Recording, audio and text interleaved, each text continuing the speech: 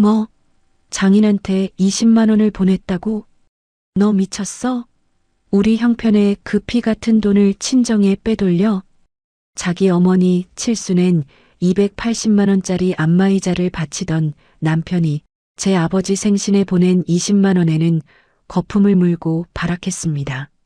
형편이 어렵다며 딸 학원비까지 끊으라던 그 악마 같은 인간은 뒤에서 매주 강남 룸살롱을 들락거리며 수백만 원을 탕진하고 있었죠. 20년간 내 피를 빨아먹은 기생충 같은 남편과 시댁. 그들의 추악한 민낯을 완벽하게 박살낸 통쾌한 복수극. 지금 바로 시작합니다. 오후 5시.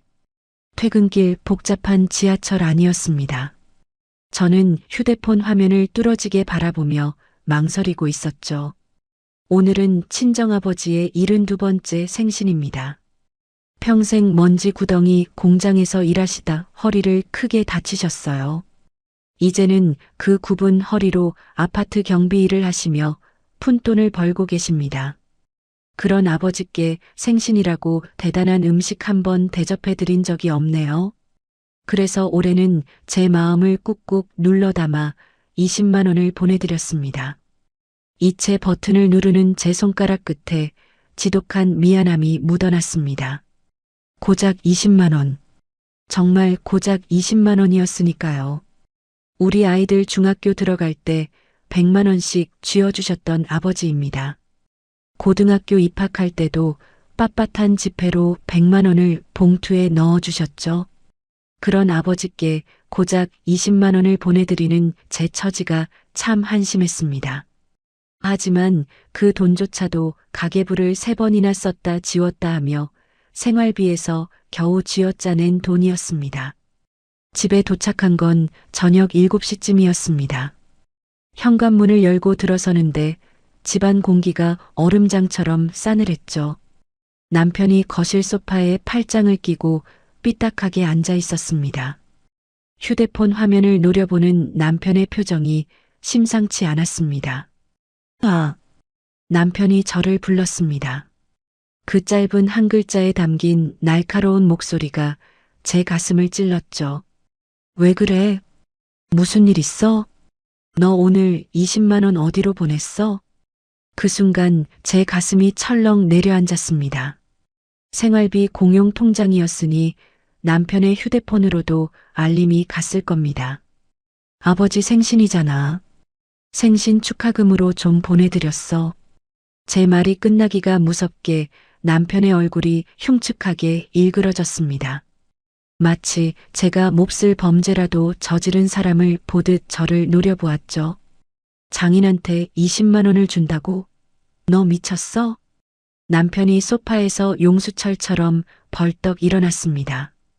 그리고는 들고 있던 휴대폰을 거실 탁자 위에 퍽 소리가 나게 내던졌죠.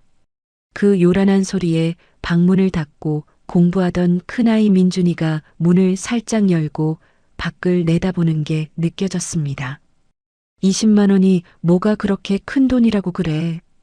우리 아버지 생신인데 그 정도도 못 해드려? 큰 돈이 아니라고? 지금 우리 집구석 형편이 어떤 줄 알고 짓거려. 남편의 핏대 선 목소리가 거실을 쩌렁쩌렁 울렸습니다. 내가 3달 전에 이직하고 나서 월급 줄어든 거 뻔히 알잖아. 얼마나 빠듯하게 사는지 모르냐고. 그 돈이면 당장 이번 달 민준이 학원비에 보탤 수 있었어. 저는 겉옷을 벗지도 못한 채 깊은 한숨을 삼켰습니다. 그래요. 남편이 3달 전에 다니던 번듯한 중견기업에서 나와 작은 회사로 옮긴 건 사실입니다. 당연히 연봉도 꽤 많이 줄어들었죠. 그 사정을 제가 모르는 게 아닙니다. 하지만 너무 억울했습니다. 여보, 우리 아버지가 그동안 우리한테 얼마나 잘해주셨는데 그래. 우리 처음 결혼할 때 당신 돈 없어서 쩔쩔맬 때 전세금 뭉텅 보태주셨잖아. 애들 학교 갈 때마다 교복값 하라고 봉투 챙겨주신 분도 우리 아버지야. 제가 눈물을 글썽이며 따져 묻자 남편은 코웃음을 쳤습니다. 아유, 그건 쌍팔년도 옛날 이야기잖아. 언제적 얘기를 지금 꺼내. 지금 당장 우리 숨통이 막히는데 어쩌라고. 남편은 화를 주체하지 못하고 씩씩거리며 제 앞으로 다가왔습니다.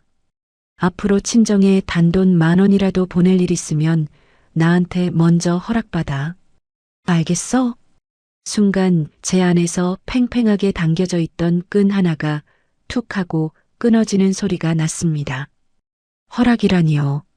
나를 낳아주신 내 부모님께 고작 20만 원 보내는 일에 당신의 허락을 받아야 한단 말입니까? 하지만 저는 입술을 꽉 깨물고 참았습니다. 20년을 꾹꾹 눌러 참아온 세월입니다. 여기서 한 번 더 참는 건 그리 어려운 일이 아니라고 생각했으니까요. 그날 밤, 저는 침대에 누워서도 도무지 잠을 이룰 수가 없었습니다. 코를 골며 자고 있는 남편의 넓은 등을 보며 멍하니 천장만 올려다보았죠. 머릿속에는 2달 전 시어머니 칠순 때 있었던 일이 자꾸만 떠올랐습니다.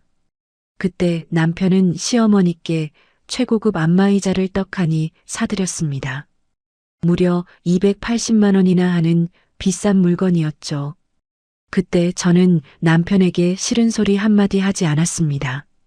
며느리로서 시어머니가 환하게 웃으며 좋아하시는 모습을 보며 그저 함께 웃어드렸죠. 자식이 부모에게 효도하는 건 당연한 도리니까요. 그런데 내 아버지에게 드린 20만 원은 미친 짓이란 말인가요? 저는 눈물이 터져 나올 것 같아 베개를 2손으로 꽉 움켜쥐었습니다. 눈물이 귓가를 타고 주르륵 흘러 베갯니들 차갑게 적셨습니다. 이건 결코 돈 액수의 문제가 아니었습니다. 저를 길러주신 부모님, 제 삶의 뿌리, 결국 나라는 사람 그 자체를 남편이 얼마나 우습고 하찮게 여기고 있는지 여실히 보여주는 끔찍한 태도였습니다. 다음 날 아침 식탁은 숨소리만 들릴 정도로 적막했습니다. 둘째 딸 수빈이가 잔뜩 눈치를 보며 밥알을 씹고 있었죠. 큰아들 민준이는 아예 귀에 이어폰을 꽂고 나와 밥만 우적우적 먹었습니다. 엄마, 나 수학학원비 이번 주 금요일까지 내야 하는데.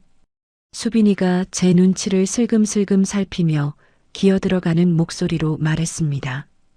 고등학교 1학년인 수빈이의 수학학원비는 35만 원입니다. 응, 알겠어. 엄마가 늦지 않게 통장으로 넣어줄게.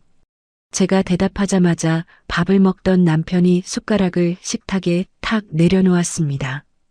수빈아, 너 학원 하나 줄여야겠다. 네. 아빠, 갑자기 무슨 소리예요?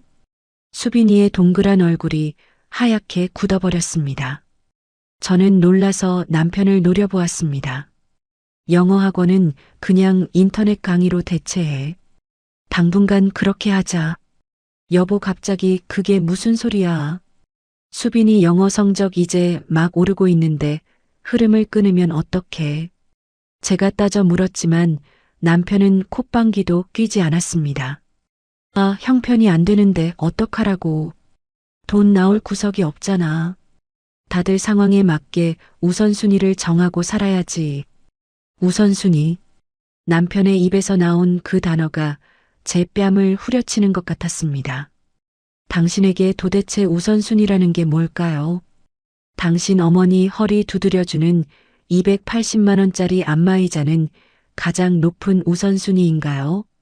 내 아버지가 70이 넘도록 허리 아파가며 버티는 삶에 보탠 20만 원은 철저하게 우선순위 바뀐 거겠죠. 하지만 저는 딸아이 앞에서 소리를 지르며 싸우고 싶지 않아 혀를 깨물며 또 참았습니다. 점심시간이 되자 친정 엄마에게서 전화가 걸려왔습니다. 은주야, 밥은 먹고 일하니? 응, 엄마. 밥 먹었지. 아버지는? 아버지가 너한테 참 고맙다고 하시더라. 엄마의 목소리에는 미안함이 가득 배어 있었습니다. 너희들도 살기 빠듯한데 용돈은 뭐하러 보냈어? 괜히 애비애미가 우리 딸한테 부담만 주는 것 같아서 속이 상한다.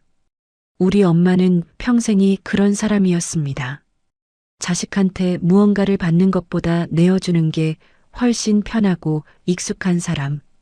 행여나 당신 딸이 남편 눈치라도 볼까봐 전전긍긍하며 평생을 낮춰 살아온 불쌍한 분입니다. 엄마 그런 소리 마. 나 전혀 부담 안 돼. 아버지 요즘 허리는 좀 어떠셔? 뭐 그럭저럭 견딜만 하시대. 파스 몇 장 붙이면 일하는 데는 지장 없다 하시네. 파스로 간신히 버티시는 아버지. 저는 화장실 변기 뚜껑을 닫고 앉아 입술을 꽉 깨물었습니다. 제대로 된 큰 병원에 모시고 가서 검사라도 받게 해드려야 하는데 말이죠. 그깟 20만 원이 아까워 거품을 무는 남편의 얼굴이 떠올라 소름이 끼쳤습니다. 엄마 나 진짜 괜찮으니까 아무 걱정하지 마. 내가 조만간 아버지 모시고 병원 한번 꼭 갈게. 전화를 끊고 저는 화장실에서 짐승처럼 소리 죽여 오열했습니다. 내 나이 48. 쉬지 않고 가족을 위해 달려온 48년의 인생이 이렇게 뼈저리게 초라하게 느껴진 적은 처음이었습니다. 그날 저녁 부엌에서 꾸역꾸역 저녁을 준비하고 있을 때 남편의 휴대폰이 울렸습니다. 시어머니였습니다. 남편은 뻔뻔하게도 거실 소파에 누워 스피커폰으로 통화를 했습니다. 수화기 너머로 시어머니의 들뜬 목소리가 쩌렁쩌렁 울려 퍼졌죠. 재혁아, 네가 사준 안마의자 진짜 너무 좋다. 엄마가 하루도 안 빼놓고 매일 쓰고 있어. 아유 다행이네요. 많이 쓰세요 엄마. 근데 아들, 엄마가 보니까 발 마사지기도 하나 있으면 참 좋겠더라. 요리하던 제 손이 허공에서 딱 멈췄습니다. 옆동에 사는 김 여사 알지? 거기가 그거 쓰는데 아주 기가 막히게 시원해 보이더라고.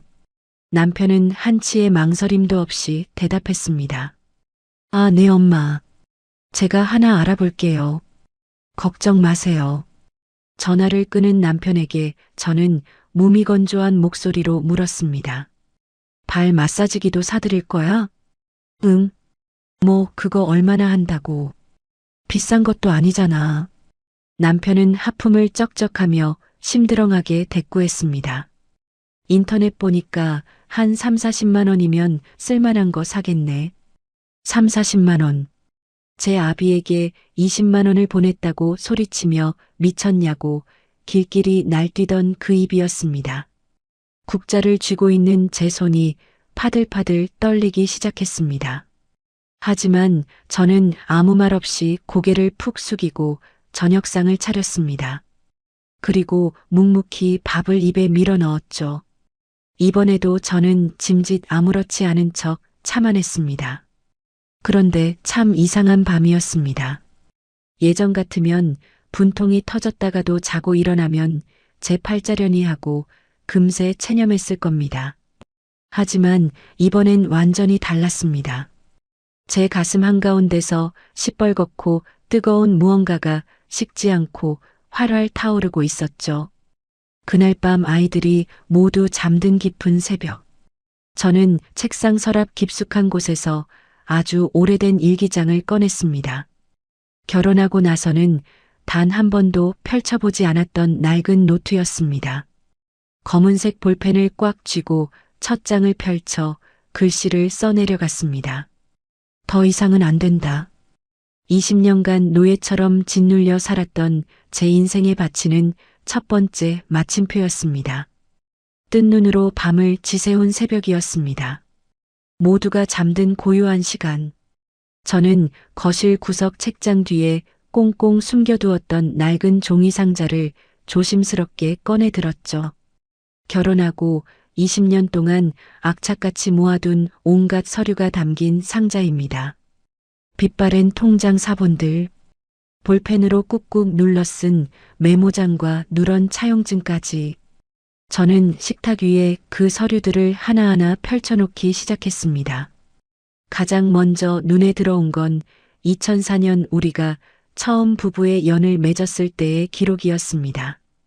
그 당시 남편은 사회생활을 시작한 지 고작 3년 차였고 저는 작은 회사 격리였죠.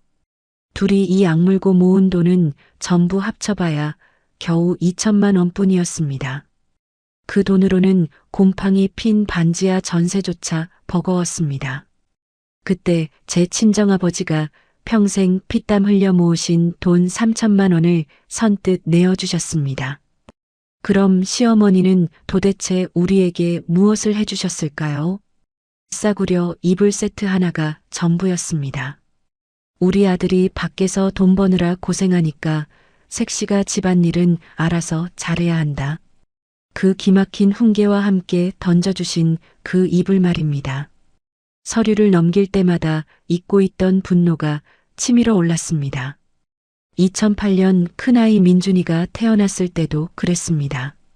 제 친정엄마가 2달이나 우리 집에 머물며 밤낮 없이 제 산후조리를 도맡아 해주셨죠. 그때 시어머니는 전화 한 통으로 상황을 끝내셨습니다. 요즘 며느리들은 다 알아서들 잘하더라.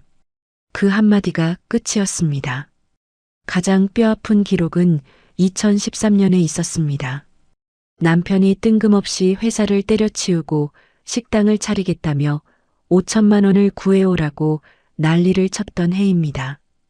은행 대출을 받고도 돈이 턱없이 부족하자 남편은 뻔뻔하게 친정아버지에게 손을 벌렸죠. 아버지는 당신의 피 같은 퇴직금에서 2천만 원을 헐어 빌려주셨습니다.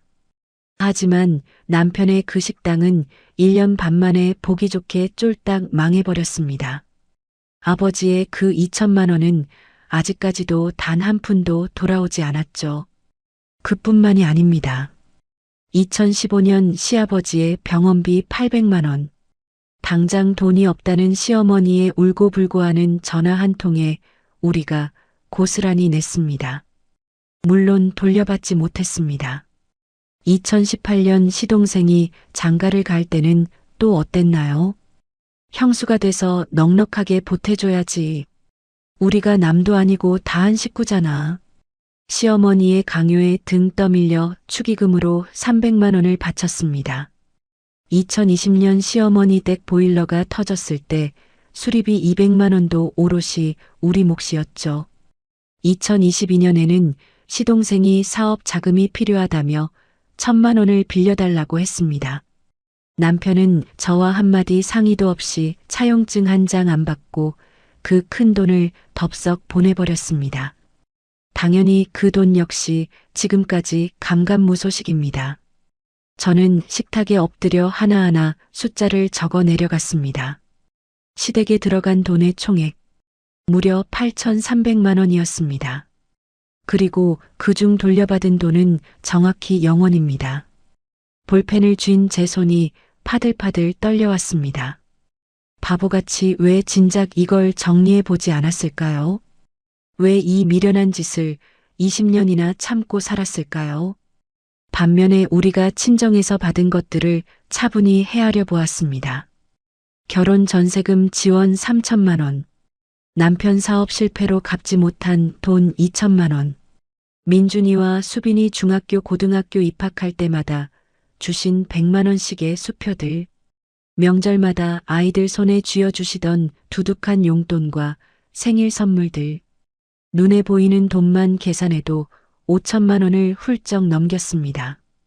돈으로 감히 환산할 수 없는 친정 부모님의 헌신은 또 얼마나 컸나요? 엄마의 눈물겨운 산후조리, 제가 회사 야근으로 늦을 때마다 달려와 아이들을 돌봐주시고 밥을 차려주시던 따뜻한 손길, 수빈이가 크게 아파 수술했을 때 밤을 꼬박 새우며 병실을 지키셨던 분도 우리 친정엄마였습니다. 저는 하얀 종이 위에 2개의 칸을 나누어 적었습니다. 왼쪽에는 시댁에 들어간 돈 8,300만 원, 오른쪽에는 친정에서 받은 돈 5천만 원 이상, 그리고 남편이 우리 친정의 한 일이라고는 명절에 억지로 끌려가 건성으로 인사한 게 전부였습니다. 아침 출근길, 화장대 거울에 비친 제 모습을 한참 동안 물끄러미 바라보았습니다. 어느새 눈가에는 주름이 깊게 파였고 희끗희끗한 새치가 관자놀이를 덮고 있었습니다. 작은 무역회사 격리로 20년을 뼈 빠지게 일했습니다. 연봉 3,200만 원. 결코 큰 돈은 아니지만 저는 이 월급을 단 한 번도 허투루 쓰지 않고 가정에 쏟아부었습니다. 지하철 좌석에 앉아 휴대폰 검색창을 열었습니다. 이혼 절차, 재산 분할 기준, 양육권 가져오는 법. 아직은 그저 검색만 해보는 것뿐이었지만 제 손가락은 일말의 망설임도 없이 빠르고 확실하게 움직였습니다. 점심시간이 되자 같은 팀 선배인 정미 언니가 제 자리로 다가왔습니다. 은주 씨, 오늘 점심 나랑 같이 먹을래? 정미 언니는 50대 초반으로 5년 전에 남편과 갈라선 사람입니다. 지금은 혼자서 보란 듯이 아이 둘을 훌륭하게 키워내며 당당하게 살고 있죠. 회사 근처 허름한 국밥집에 마주 앉아 저는 조심스럽게 입을 열었습니다. 언니, 나 뭐 하나만 물어봐도 돼? 언니는 숟가락을 탁 내려놓고 제 눈을 빤히 쳐다보았습니다. 마치 제가 무슨 말을 할지 이미 다 알고 있다는 듯한 눈빛이었습니다. 그래, 편하게 말해봐. 언니 이혼할 때 말이야. 변호사 비용이 대충 얼마나 들었어? 언니의 두 눈이 토끼처럼 커졌다가 이내 무겁게 고개를 끄덕였습니다. 은주야, 집에 무슨 일 크게 났구나? 저는 꾹꾹 눌러 담았던 어젯밤의 일들을 토해내듯 털어놓았습니다. 가슴을 후벼 팠던 20만 원, 280만 원짜리 안마의자, 그리고 오늘 남편이 뻔뻔하게 주문하겠다던 3, 40만 원짜리 발 마사지기까지 20회 동안 제 속에서 골마 터진 이야기들을 들려주었습니다. 정미 언니는 한숨을 푹 내쉬며 제 손을 꽉 잡았습니다. 은주야, 내가 딱 하나만 물어볼게. 너 지금 내 인생이 행복하니? 저는 단 한 글자도 대답할 수가 없었습니다. 대답 대신 뜨거운 굵은 눈물이 볼을 타고 뚝뚝 떨어져 국밥 그릇으로 번졌습니다. 내가 정말 잘 아는 변호사 한 분 있어. 여자분이고 이혼 전문이야. 일단 가서 상담이라도 한번 받아봐. 상담받는다고 당장 내일 도장 찍는 거 아니잖아. 내 지금 상황이 법적으로 얼마나 유리한지 불리한지 그것만이라도 알아보고 와. 언니가 지갑에서 꺼내 건넨 빳빳한 명함을 저는 가방 아주 깊숙한 곳에 소중히 찔러 넣었습니다. 박서연 변호사, 가정법률 전문. 퇴근하고 집에 돌아오니 거실 한가운데 커다란 택배 상자가 떡하니 놓여 있었습니다. 남편이 기어코 오늘 아침에 주문한 발 마사지기였습니다. 상자 겉면에 붙어 있는 영수증의 금액은 정확히 38만 원이 찍혀 있었죠. 남편은 오늘 회사 일이 바빠 퇴근이 늦는다는 문자를 덜렁 보내놓은 상태였습니다. 저는 겉옷도 벗지 못한 채 그 커다란 택배 상자를 귀신에 홀린 듯 멍하니 내려다보고 있었습니다. 그때 방문이 열리며 민준이가 거실로 나왔습니다. 엄마, 거실에 이 커다란 박스는 뭐야? 어머님 댁에 갖다 드릴 거래. 발 마사지기. 민준이는 제 대답을 듣고 잠시 무거운 침묵을 지키더니 조심스럽게 물었습니다. 엄마, 그럼 어제 외할아버지 생신은 어떻게 했어? 18살 훌쩍 큰 아들은 어젯밤 거실에서 벌어진 난리를 고스란히 다 듣고 있었던 겁니다. 20만 원 통장으로 보내드렸어. 그래서 아빠가 미쳤냐고 그렇게 소리를 지른 거야? 저는 차마 아들의 눈을 똑바로 쳐다볼 수가 없어 입을 꾹 다물었습니다. 하지만 민준이의 두 눈은 이미 모든 진실을 꿰뚫어 보고 있었습니다. 엄마 솔직히 말해서 외할아버지가 그동안 우리 집 살리려고 해주신 거 생각하면 그 20만 원도 너무 적어서 죄송한 거 아니야? 알아. 엄마도 그게 너무 가슴이 아파. 근데 할머니 줄 이 기계는 38만 원이나 하네. 민준이는 차갑게 쏘아붙이듯 그 말만 남기고 쾅 소리가 나게 방문을 닫고 들어가 버렸습니다. 닫힌 방문 너머로 들려오는 묵직한 소리가 제 가슴을 산산조각 내는 것 같았습니다. 그 소리에 놀랐는지 수빈이도 방에서 살금살금 기어 나왔습니다. 거실 한가운데 놓인 상자를 보더니 아이가 깊은 한숨을 내쉬었죠. 엄마, 나 진짜로 이번 달부터 영어 학원 그만 다녀야 해? 아니야, 수빈아. 학원 절대 안 그만둬도 돼. 엄마가 무슨 수를 써서라도 학원비는 꼬박꼬박 낼 테니까 넌 공부만 해. 제 목소리가 가늘게 떨리자 수빈이가 안쓰러운 표정으로 다가와 제 허리를 꼭 끌어안았습니다. 엄마 너무 무리하지 마. 나 인강 들어도 진짜 괜찮아. 16살 제 딸의 품이 세상 그 어떤 난로보다 따뜻하다는 걸 저는 오늘에서야 처음 알았습니다. 밤 12시가 훌쩍 넘은 시각. 현관문 도어락 열리는 소리가 나더니 남편이 지독한 술 냄새를 풀풀 풍기며 비틀비틀 들어왔습니다. 양복 마이를 아무데나 팽개치고 침대에 털썩 눕더니 이내 코를 골기 시작했습니다. 오늘 당장 38만 원짜리 발 마사지기를 결제한 것에 대해 일말의 양심의 가책도 느끼지 못하는 태평한 얼굴이었습니다. 저는 어둠 속에서 핸드폰을 켜고 낮에 만났던 정미 언니에게 급히 메시지를 보냈습니다. 언니, 낮에 말했던 그 변호사님 전화번호 좀 문자로 찍어줘. 30초도 채 지나지 않아 언니에게서 바로 답장이 날아왔습니다. 내일 날 밝으면 바로 전화해봐. 기운내고 은주야. 저는 덜덜 떨리는 손으로 변호사의 전화번호를 새 연락처에 저장했습니다. 연락처 이름을 뭐라고 적어둘까 잠시 망설이다가 자판을 꾹꾹 눌렀습니다. 새 출발. 이 지옥 같은 늪에서 빠져나가기 위한 저의 위대한 첫걸음이었습니다. 일주일이 지난 어느 날 점심시간이었습니다. 저는 반차를 내고 며칠 전 연락처에 저장해둔 박서연 변호사의 사무실을 찾아갔습니다. 사무실은 강남역 근처에 있는 깔끔한 오피스텔이더군요. 생각보다 아늑하고 편안한 분위기라 잔뜩 얼어있던 마음이 조금은 녹아내렸습니다. 박 변호사님은 차분하면서도 눈빛이 아주 날카로운 분이었습니다. 선생님, 서두르지 마시고 천천히 말씀해 보세요. 시간은 얼마든지 충분하니까요.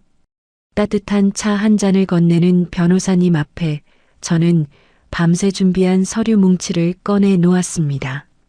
제가 직접 표로 정리한 시댁지원금 내역과 친정에서 받은 돈 내역, 남편의 수입 변화, 그리고 며칠 전 있었던 20만 원 사건까지 낱낱이 털어놓았죠.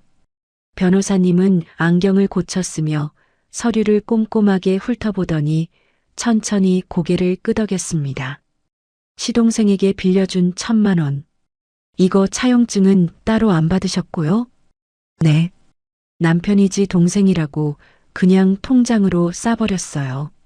시어머니 댁 보일러 수리비, 병원비, 시동생 축의금, 이런 것들은 상황에 따라 증여나 부양비로 볼 수도 있습니다. 하지만 이렇게 금액이 크고 반복적으로 한쪽 집안으로만 돈이 빠져나갔다면 재산 분할할 때 충분히 억울함을 호소할 수 있죠. 변호사님, 그 돈들을 제가 다시 돌려받을 수 있을까요? 현금으로 낸 돈을 당장 뱉어내라고 하기는 현실적으로 어렵습니다. 하지만 재산 분할 비율에서 선생님이 훨씬 유리하게 가져오실 수 있어요. 선생님 명의로 된 재산은 지금 얼마나 있으신가요? 제 이름으로 부은 적금이 2천만 원 정도 있어요. 그리고 지금 식구들 살고 있는 아파트가 남편이랑 공동 명의예요. 그 아파트 현재 시세가 대충 어떻게 되죠? 5억 정도 해요. 은행 대출이 아직 1억 정도 남아 있고요. 변호사님은 탁탁 소리를 내며 계산기를 두드리기 시작했습니다. 순자산이 4억이네요. 공동명의니까 기본적으로 절반은 선생님 몫입니다.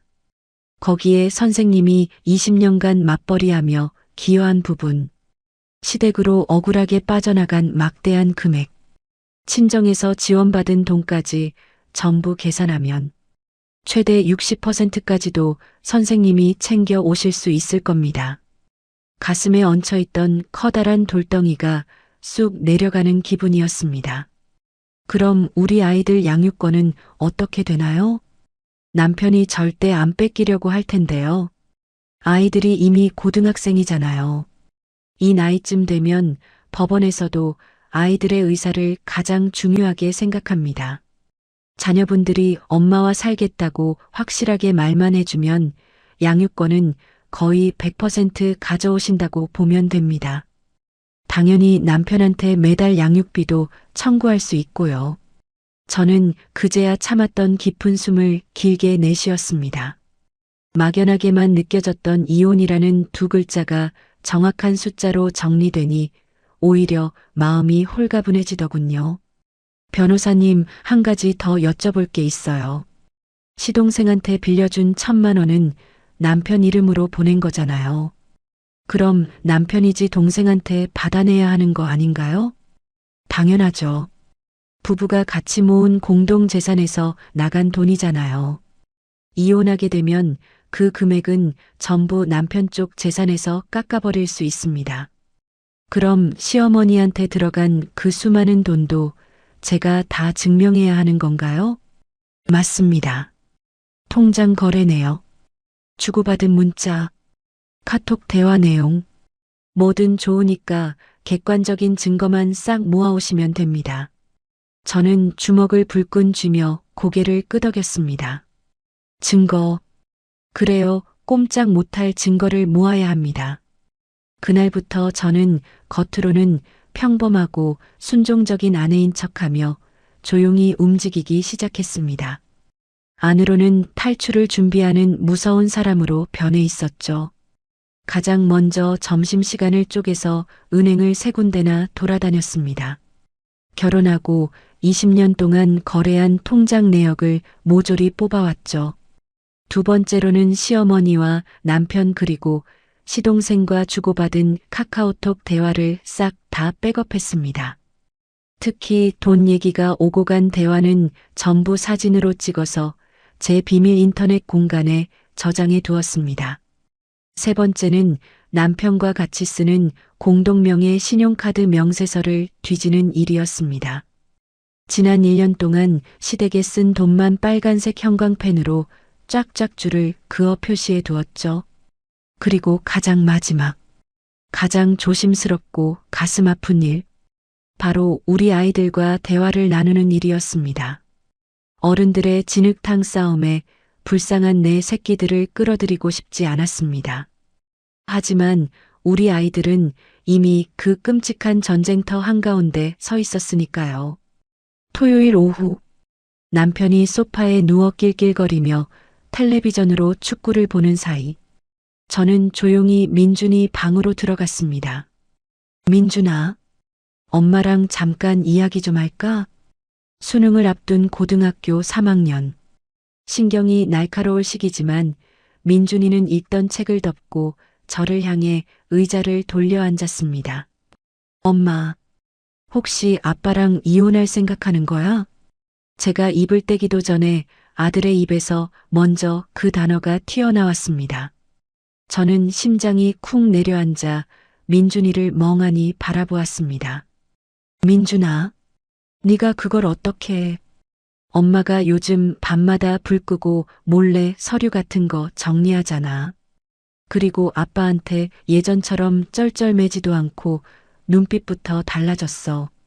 민준아, 엄마가 진짜 미안해. 엄마, 나 솔직하게 말해도 돼? 민준이가 제 두 손을 꼭 잡았습니다. 18살짜리 아들의 손이 제 손보다 훨씬 크고 따뜻했습니다. 나 아빠 진짜 별로야. 아주 예전부터 속으로 참았어. 뭐, 너 그게 무슨 소리야? 외할아버지, 외할머니가 우리 집에 얼마나 다 퍼주셨는데. 근데 아빠는 외할아버지한테 명절이나 돼야 억지로 전화 한 통 하잖아. 인사도 맨날 대충대충 하고. 근데 친할머니한테는 비싼 안마의자 턱턱 사주고 뭐든 다 해주잖아. 민준이의 굵은 목소리가 억울함에 잘게 떨리고 있었습니다. 엄마 작년에 외할아버지 길에서 넘어지셔서 응급실 가셨을 때 기억나? 그때 아빠 일찍 퇴근해 놓고 방에서 컴퓨터 게임 했잖아. 엄마 혼자 울면서 택시 타고 병원 갔잖아. 나 그거 내 눈으로 다 똑똑히 봤어. 민준아, 엄마가 이혼하고 싶으면 그냥 확 해버려. 나 무조건 엄마 편이니까 내 걱정은 하지 마. 다 큰 아들이 제 속을 이렇게 훤히 들여다보고 있었다니. 고마워서 눈물이 쏟아지면서도 한편으로는 억장이 무너졌습니다. 어린 가슴에 이런 상처를 안고 자라게 했다는 게 너무 미안했죠. 민준아 정말 고마워. 근데 넌 지금 수능 코앞이니까 공부에만 집중해. 어른들 일은 엄마가 다 알아서 할 테니까. 알았어. 근데 엄마 수빈이도 나랑 생각 똑같아. 걔도 아빠한테 진작에 정 떨어졌어. 그날 저녁 설거지를 끝내고 제 방에 혼자 앉아 있는데 수빈이가 빼꼼 문을 열고 들어왔습니다. 그리고는 말없이 제 손에 예쁜 메모지 한 장을 쥐어주고 나갔습니다. 엄마 나 진짜로 영어 학원 안 다녀도 돼. 대신 우리 엄마가 세상에서 제일 행복해졌으면 좋겠어. 저는 그 쪽지를 가슴에 품고 수빈이 방으로 달려가 딸아이를 으스러지게 꽉 안았습니다. 수빈아, 학원은 절대 그만두지 마. 엄마가 우리 수빈이 학원비는 하늘이 두 쪽 나도 낼 거야. 그리고 엄마 꼭 행복해질게. 진짜로 약속할게. 수빈이가 제 등을 토닥토닥 두드려주며 활짝 웃었습니다. 엄마 나도 오빠처럼 무조건 엄마 편이야. 아빠가 외할아버지 생신에 20만 원 보냈다고 난리 쳤을 때 나도 방에서 다 듣고 진짜 뚜껑 열렸어. 내 소중한 아이들. 내가 20년을 억지로 참아내는 동안 이 불쌍한 것들도 속으로 꾹꾹 참고 있었구나. 다음 주 월요일. 저는 회사 근처 은행으로 달려가 제 이름으로 된 통장을 새로 하나 만들었습니다. 우편물 주소는 당연히 남편이 모르게 회사로 돌려놓았죠. 카드도 아예 만들지 않았습니다. 그리고 그날부터 한 달에 50만 원씩 독하게 돈을 모으기 시작했습니다. 언제 당장 이 집구석에서 쫓겨나는 상황이 오더라도 우리 새끼들 데리고 당당하게 나갈 수 있는 든든한 비상금입니다. 남편은 쥐뿔도 모르고 있었습니다. 여전히 거실 소파를 차지하고 누워 텔레비전 채널이나 돌리며 시어머니와 히히덕거리고 통화를 했죠. 저를 볼 때마다 돈이 없다, 형편이 안 좋다며 입버릇처럼 잔소리만 쏟아냈습니다. 하지만 괜찮습니다. 저는 조용히, 아주 조용히 이 지옥 같은 집구석을 떠날 준비를 계속해 나가고 있었으니까요.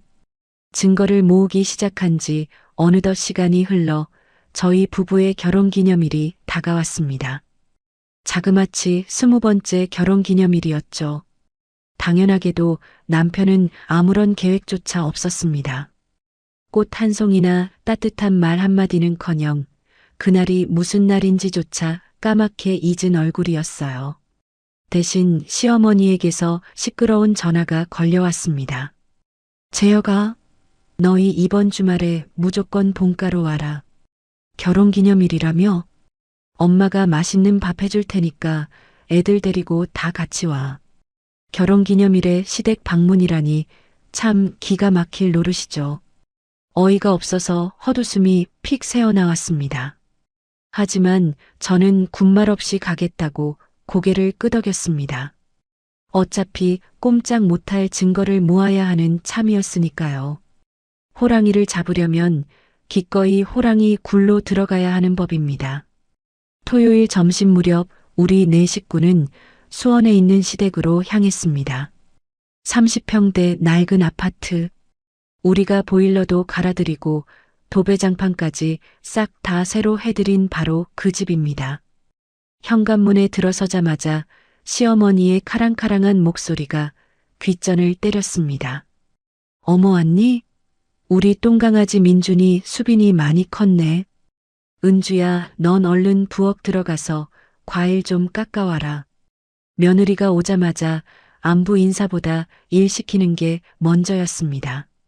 20해 동안 단 한 번도 변한 적 없는 지긋지긋한 패턴이죠. 저는 아무 대꾸 없이 가방만 내려놓고 부엌으로 들어갔습니다. 개수대 앞에서 사과를 깎고 있는데 거실에서 시어머니와 남편이 소곤거리는 소리가 들려왔습니다. 재혁아, 너 저번에 사준 그 발 마사지기 진짜 시원하고 좋더라. 근데 있지 우리 재호가 요즘 많이 힘든가 보더라고. 동생이 또요? 이번엔 또 무슨 일이래요? 글쎄 하던 사업이 영 신통치 않은 모양이야. 네가 돈 좀 팍팍 보태줘야 할 것 같은데 어쩌냐? 얼마나요? 한 500만 원이면 숨통이 좀 트이겠다 싶은데. 500만 원이라니요. 또 그놈의 돈 타령입니다.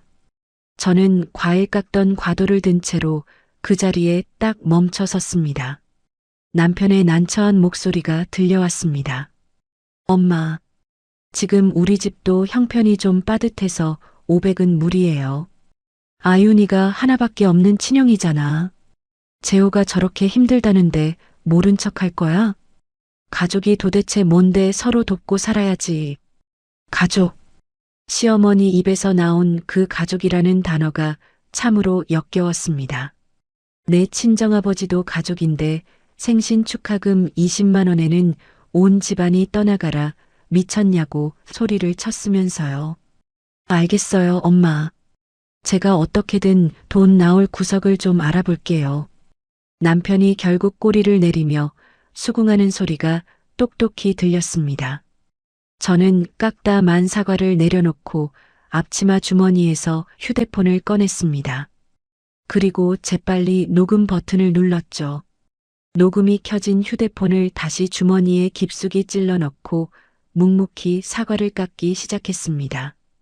점심 식사가 끝나고 남편은 아이들 아이스크림을 사주겠다며 근처 편의점으로 나갔습니다. 거실에는 시어머니와 저 단둘만 남게 되었습니다. 시어머니가 헛기침을 몇 번 하시더니 제 앞에 바짝 다가와 앉으셨죠. 은주야, 내가 너한테 꼭 할 말이 있다. 네 어머니, 말씀하세요. 너 친정에 돈 펑펑 보내는 거 이제 좀 줄여야 쓰겠다. 순간 제 심장이 쿵하고 바닥으로 떨어지는 것 같았습니다. 이건 분명 남편이 쪼르르 달려가 일러 바친 거겠죠. 재혁이가 그러더라. 요즘 네가 친정에 돈을 너무 많이 보내서 살림이 휘청거린다고. 어머니, 저희 친정아버지 생신날 20만 원 보내드린 게 전부예요. 그게 제가 보낸 돈에 달하고요. 제가 차분하게 대답하자 시어머니는 눈을 치켜뜨며 언성을 높였습니다. 20만 원이 어디의 이름이냐? 그게 적은 돈이야? 지금 재혁이 회사 옮기고 형편 안 좋은 거 네가 제일 잘 알잖아. 명색이 며느리면 남편 살림을 먼저 알뜰살뜰 챙겨야지 툭하면 친정만 쳐다보면 어떡해. 머리끝까지 피가 거꾸로 솟구치는 기분이었습니다. 하지만 저는 주머니 속에서 돌아가고 있는 녹음기를 생각하며 허벅지를 꼬집고 참았습니다. 어머니, 저희 아버지가 처음에 결혼할 때 전세금 3천만 원이나 보태주시고 애들 학교 갈 때마다 돈 챙겨주신 거 다 아시잖아요. 아유, 그건 네 친정에서 좋아서 지들 알아서 한 거잖아. 누가 칼 들고 해달라고 협박했어? 그리고 그거 벌써 십몇 년 전 이야기인데 아직도 그 타령이니. 분노로 꽉 쥔 두 주먹이 덜덜 떨려 손톱이 손바닥 살을 파고들었습니다. 어머니, 그럼 저희가 어머니한테 해드린 돈은요? 보일러비 내드리고 병원비 내드리고 시동생 장가갈 때 축의금 300 낸 건요? 게다가 시동생 사업한다고 가져가서 안 갚은 돈은 어떻게 하실 건데요? 제 말에 시어머니의 눈꼬리가 무섭게 올라갔습니다. 마치 저를 잡아먹을 듯이 노려보며 앙칼지게 소리를 질렀죠. 그건 아들이지 부모한테 당연히 해야 하는 효도잖아. 어디 며느리가 시어미한테 눈을 부릅뜨고 돈을 따져 물어. 네가 우리 집구석 시집와서 우리 아들 돈으로 밥 먹고 살았으면 그 정도는 닥치고 해야 하는 거야. 우리 아들 돈으로 밥 먹고 살았다니요. 내가 이 집에서 놀고 먹기만 한 식충이란 말인가요? 나도 20년 동안 매달 꼬박꼬박 내 월급 보탰고 뼈 빠지게 살림하며 애들 둘을 혼자 다 키워냈습니다. 하지만 저는 터져나오는 울음을 꾹 삼키며 고개를 푹 숙였습니다. 네, 어머니. 제가 알겠습니다. 입으로는 순종적인 며느리처럼 대답했지만 속으로는 차갑게 웃고 있었습니다. 이 생생한 녹음 파일은 내일 당장 변호사님께 보내드려야겠습니다. 불편한 식사 자리를 마치고 집으로 돌아오는 차 안이었습니다. 운전대를 잡은 남편이 룸미러로 제 눈치를 힐끔힐끔 살피며 묻더군요. 아까 둘이 있을 때 어머니가 너한테 뭐라고 하셨어? 아니야. 별 말씀 안 하셨어. 그래. 아유, 다행이네. 다행이라고요.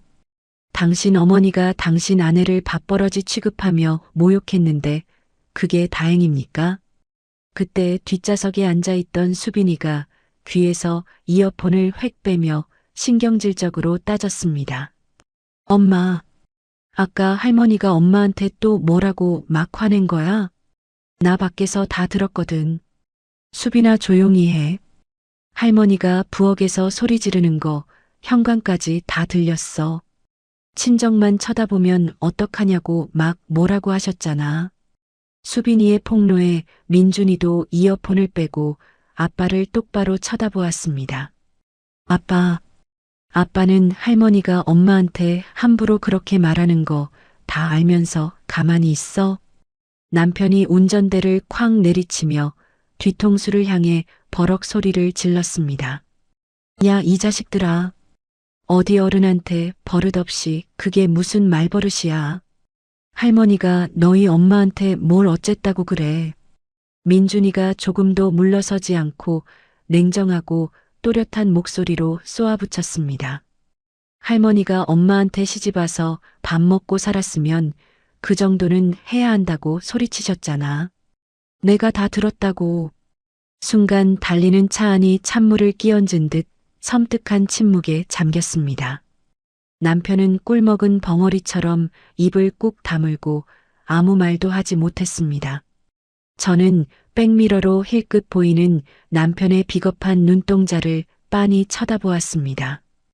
그리고 뼈저리게 깨달았죠. 이 남자는 자기 어머니가 아내를 벌레처럼 짓밟고 모욕해도 절대 내 편이 되어주지 않을 사람이라는 것을요. 20해 동안 단 한 번도 말입니다. 그날 밤 집에 도착해 아이들을 모두 재우고 조용히 방에 누워있을 때였습니다. 시어머니에게서 카카오톡 메시지가 도착했습니다. 은주야, 오늘 낮에 내가 좀 심하게 말했나 싶다. 근데 다 너희들 잘 살라고 피가 되고 살이 되는 소리 한 거야. 남편 뒷바라지나 똑바로 잘하고 친정은 좀 나중에 챙겨. 내 맘 알지? 기가 막혀서 헛웃음만 나왔습니다. 저는 답장조차 하지 않고 그대로 화면을 캡처해서 제 비밀 클라우드에 고이 저장했습니다. 그리고 잠시 후 같은 안방 침대에 누워있는 남편에게서도 카톡이 띠링 울렸습니다. 여보, 내일 재호한테 300만 원만 통장으로 보내주자. 엄마가 자꾸 동생 힘들다고 난리 치시는데 내가 도저히 안 보낼 수가 없어. 300만 원. 시동생에게 또 300만 원을 바치겠답니다. 우리 딸 학원비 35만 원은 돈이 없어서 끊으라고 난리를 치던 인간이 말입니다. 저는 조금의 흔들림도 없이 아주 짧고 담담하게 카톡 답장을 보냈습니다. 알겠어. 내일 보낼게. 분노할 가치도 없었습니다. 제 머릿속은 이미 완벽하게 이성적인 계산을 끝냈으니까요. 이 300만 원 역시 내일 이체하는 즉시 화면을 캡처해서 변호사님께 넘길 확실한 증거 자료에 추가될 것입니다. 나중에 재산 분할을 할 때 모조리 남편이 책임져야 할 빚이 되는 셈이죠. 당신이 시댁 식구들에게 펑펑 퍼붓는 그 돈 하나하나가 이제는 당신의 목을 조르는 가장 날카로운 무기가 될 것입니다. 독하게 마음을 먹고 이혼 증거를 모으기 시작한 지 어느덧 한 달이라는 시간이 흘렀습니다. 그리고 저는 남편의 추악한 민낯이 담긴 아주 충격적이고 결정적인 증거를 손에 넣게 되었습니다. 그날 밤도 식탁에 앉아 남편과 같이 쓰는 공동명의 신용카드 명세서를 꼼꼼하게 정리하고 있었죠. 그런데 지난 석 달치 결제 내역을 훑어보던 제 눈에 아주 이상한 지출 항목이 띄었습니다. 유독 매주 목요일 밤마다 똑같은 술집에서 15만 원에서 20만 원 사이의 금액이 일정하게 긁혀 있는 겁니다. 그렇게 결제된 돈을 합쳐보니 한 달에 무려 7, 80만 원이나 되더군요. 처음에는 남편이 밖에서 밥을 먹거나 팀원들끼리 가볍게 회식을 하는 줄로만 알았습니다. 하지만 생각해보니 남편이 새로 옮긴 회사는 직원이 고작 5명뿐인 아주 작은 구멍가게 수준이잖아요. 그런 조그만 회사에서 도대체 무슨 돈이 넘쳐나서 매주 목요일마다 꼬박꼬박 비싼 회식을 한단 말입니까? 저는 불길한 예감에 휩싸여 카드 명세서에 찍힌 가맹점 이름을 인터넷 검색창에 쳐보았습니다. 라운지 블루. 검색 버튼을 누르는 순간 제 심장이 쿵 하고 바닥으로 곤두박질 치는 것 같았습니다. 그곳은 그냥 평범한 밥집이나 호프집이 아니었습니다. 서울에 있는 룸살롱이었습니다. 순간 숨이 턱 막히고 온몸의 피가 차갑게 식어내리는 기분이 들었습니다. 우리 집 형편이 안 좋다고 입에 거품을 물던 사람이었습니다. 돈이 없으니 불쌍한 딸내미 학원비부터 당장 줄이라고 악을 쓰던 인간이잖아요. 내 친정아버지 생신 축하금 20만 원은 미친 짓이라며 집안을 다 때려 부술듯이 난리를 쳤던 사람입니다. 그런 남편이 매주 목요일마다 룸살롱에 가서 젊은 여자들 끼고 술을 퍼마셨다니요. 손발이 덜덜 떨리고 헛구역질이 쏠려왔습니다. 당장이라도 자고 있는 남편의 멱살을 잡고 뺨을 올려붙이고 싶었지만 저는 입술에서 피가 나도록 꽉 깨물고 참았습니다. 감정적으로 폭발해서 윽박지르는 건 지금 저에게 아무런 도움도 되지 않습니다. 저는 심호흡을 크게 한 번 하고 지난 석 달치 카드 명세서를 형광펜으로 쫙쫙 그어가며 다시 확인했습니다.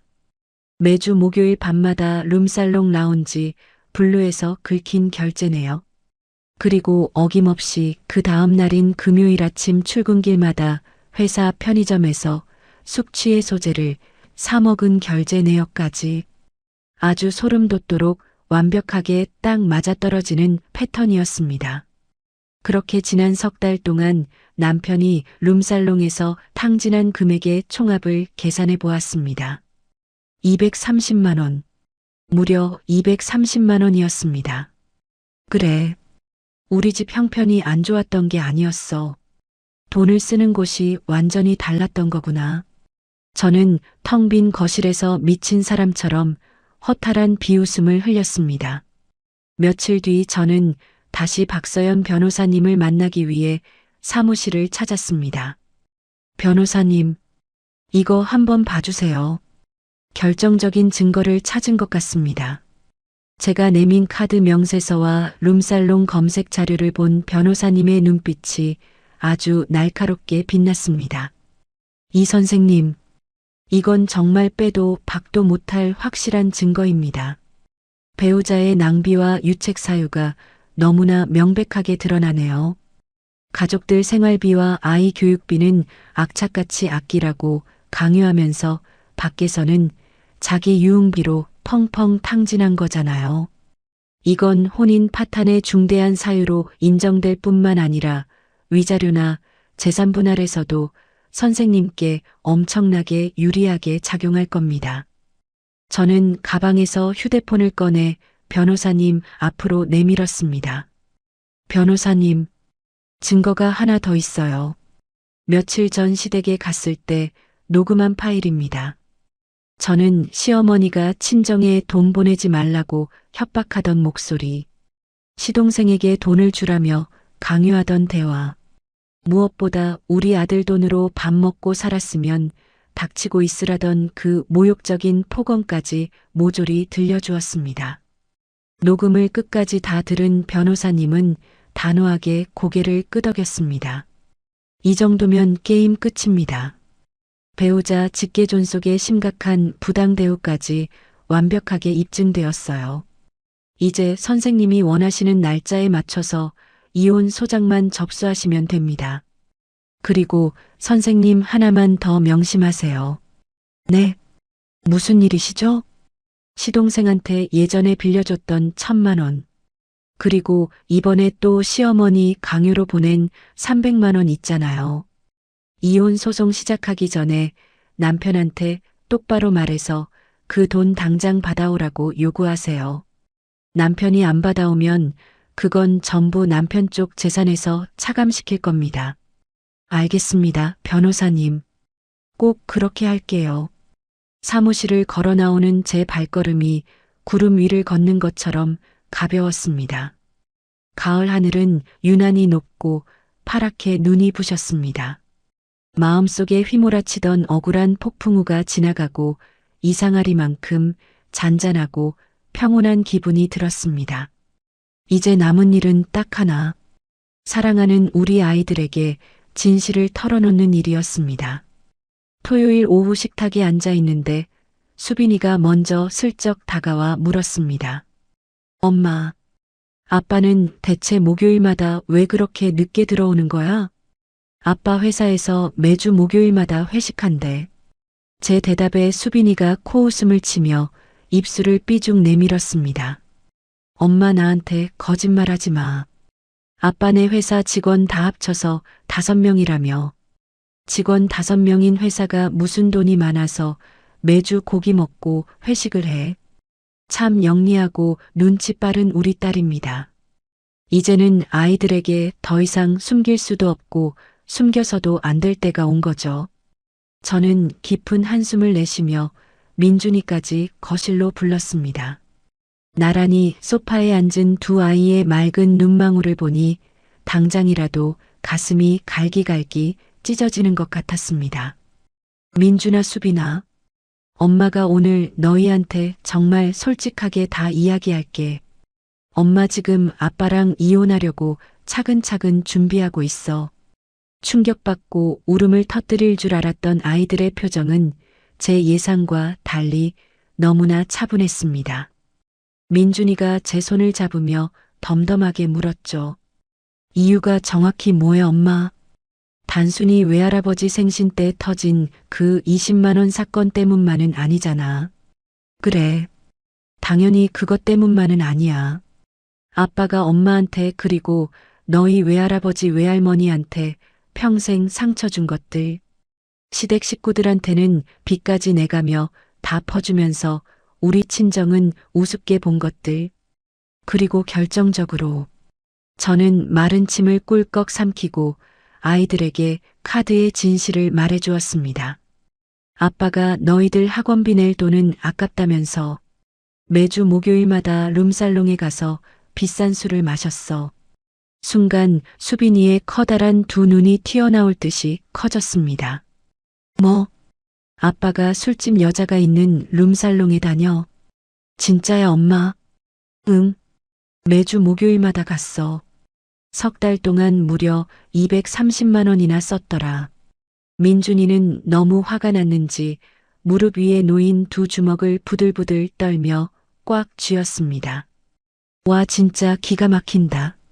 그러면서 내 학원비는 돈 없다고 끊느니 마느니 난리를 치고 엄마한테 소리 지르고 외할아버지 용돈 20만 원에 미쳤다고 쌍욕을 한 거야? 아이들은 분노로 치를 떨며 입을 다물지 못했습니다. 민준이가 벌떡 일어나며 아주 크고 또렷한 목소리로 말했습니다. 엄마, 당장 이혼해. 나 엄마 이혼하는 거 100% 찬성하고 동의해. 수빈이도 눈에 눈물이 그렁그렁하게 고인 채로 힘차게 고개를 끄덕였습니다. 엄마, 나도 오빠랑 똑같은 생각이야. 우리 엄마가 이제 그만 울고 진짜 행복해졌으면 좋겠어. 그러니까 이제 아빠 눈치 보지 말고 더 이상 참지도 마. 저는 그만 참았던 눈물을 터뜨리며 내 보물 같은 두 아이를 와락 품에 안았습니다. 우리 셋은 거실 바닥에 주저앉아 서로를 부둥켜 안고 엉엉 소리 내어 한참을 울었습니다. 하지만 그날 우리가 흘린 눈물은 슬프고 비참한 눈물이 아니었습니다. 새로운 삶을 향한 뜨겁고 단단한 결심의 눈물이었습니다. 다음 주 평일, 저는 회사에 출근하자마자 인사팀으로 내려가 퇴직금 중간 정산을 신청했습니다. 이 핑계 저 핑계 대면 회사에 소문이 날까봐 오직 주거 목적이라는 합법적인 사유를 들어 서류를 올렸죠.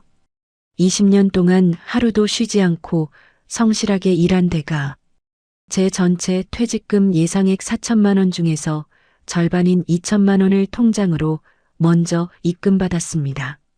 그동안 남편 몰래 한 푼, 두 푼 악착같이 모아둔 비밀 적금 2천만 원, 그리고 이번에 회사에서 받은 퇴직금 중간 정산 2천만 원, 합쳐서 딱 4천만 원이라는 큰 돈이 제 손에 쥐어졌습니다.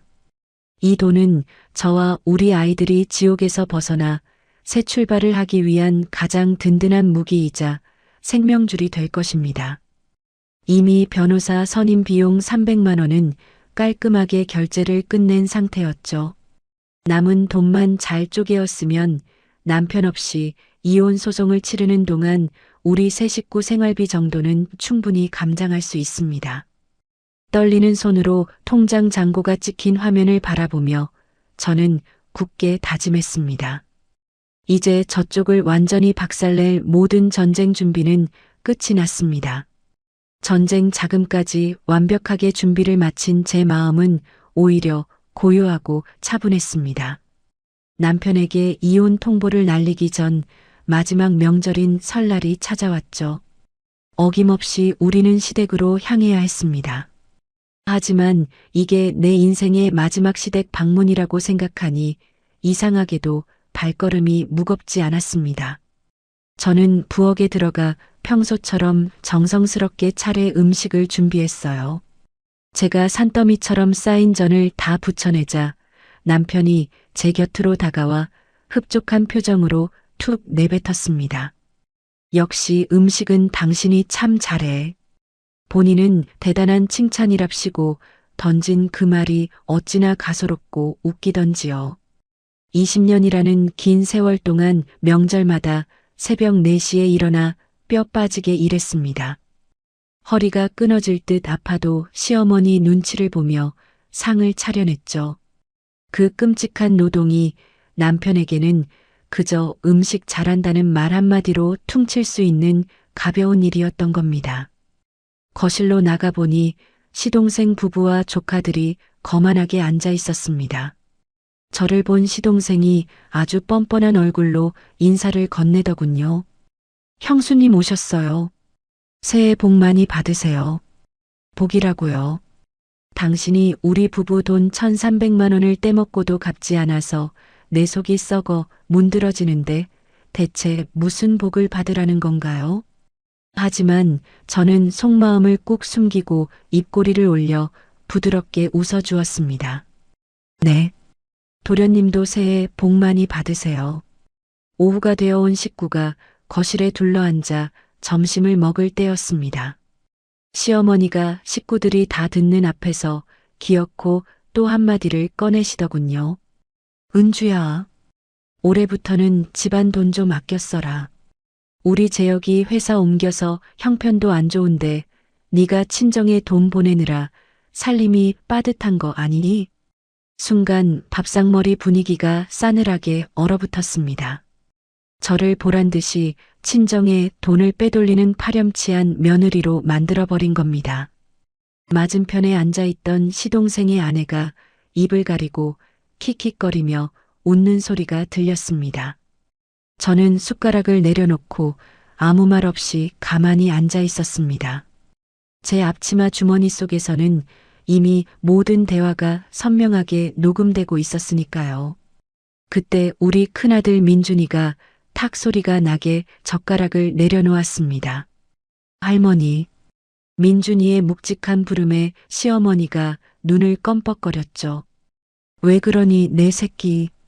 할머니는 외할아버지가 우리 집에 얼마나 많은 걸 해주셨는지 정말 모르세요? 그게 갑자기 무슨 뚱딴지 같은 소리야. 엄마 아빠 처음 결혼할 때 전세금 보태주신 것도 외할아버지고요. 저희 남매 학교 입학할 때마다 수표로 꼬박꼬박 돈 주신 분도 외할아버지예요. 시어머니의 얼굴이 불그락푸르락 일그러지기 시작했습니다. 당황한 남편이 소리를 빽 질렀습니다. 야, 이 자식아. 어디 어른들 말씀하시는데 건방지게 끼어들어.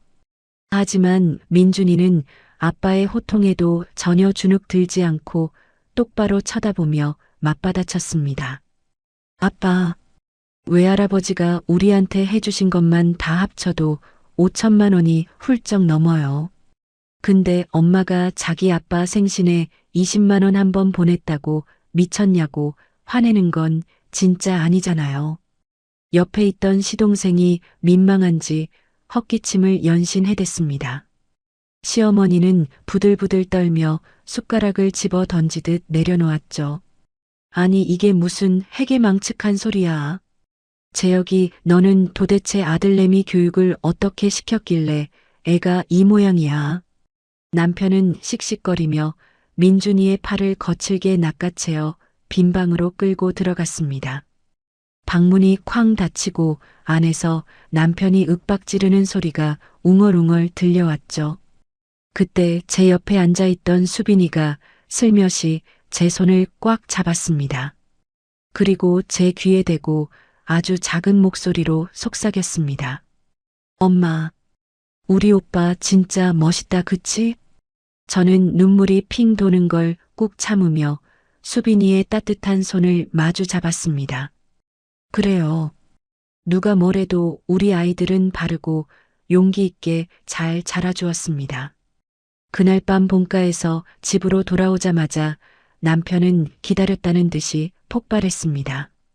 너 도대체 아들한테 평소에 무슨 세뇌 교육을 시킨 거야? 어떻게 할머니 앞에서 그딴 건방진 소리를 짓거리게 만들어? 저는 겉옷을 벗어 의자에 걸치며 차갑게 남편을 쏘아보았습니다. 민준이가 뭐 틀린 말 했어? 없는 말 지어낸 거 아니잖아. 뭐라고? 외할아버지가 우리 살리려고 퍼주신 돈이 5천만 원 넘는 거. 그거 부정할 수 없는 사실이잖아. 남편은 얼굴이 벌겋게 달아올라 삿대질을 해댔습니다. 아니 그건 다 십몇 년도 더 된 옛날 이야기라니까. 왜 자꾸 지나간 옛날 이야기를 꺼내서 사람 피를 말려. 그래. 그럼 우리가 시어머니한테 갖다 바친 8천만 원도 다 옛날 이야기야? 남편이 말문이 막힌 듯 흠칫 놀라며 뒷걸음질을 쳤습니다. 무슨 소리야? 8천만 원이 다 어디서 나왔어? 내가 20년치 통장 내역 싹 다 뽑아서 계산했어. 당신 어머니 보일러비 병원비에 안마의자 발 마사지기. 거기다 당신 동생 장가갈 때 축의금이랑 떼먹고 안 갚은 사업 자금까지.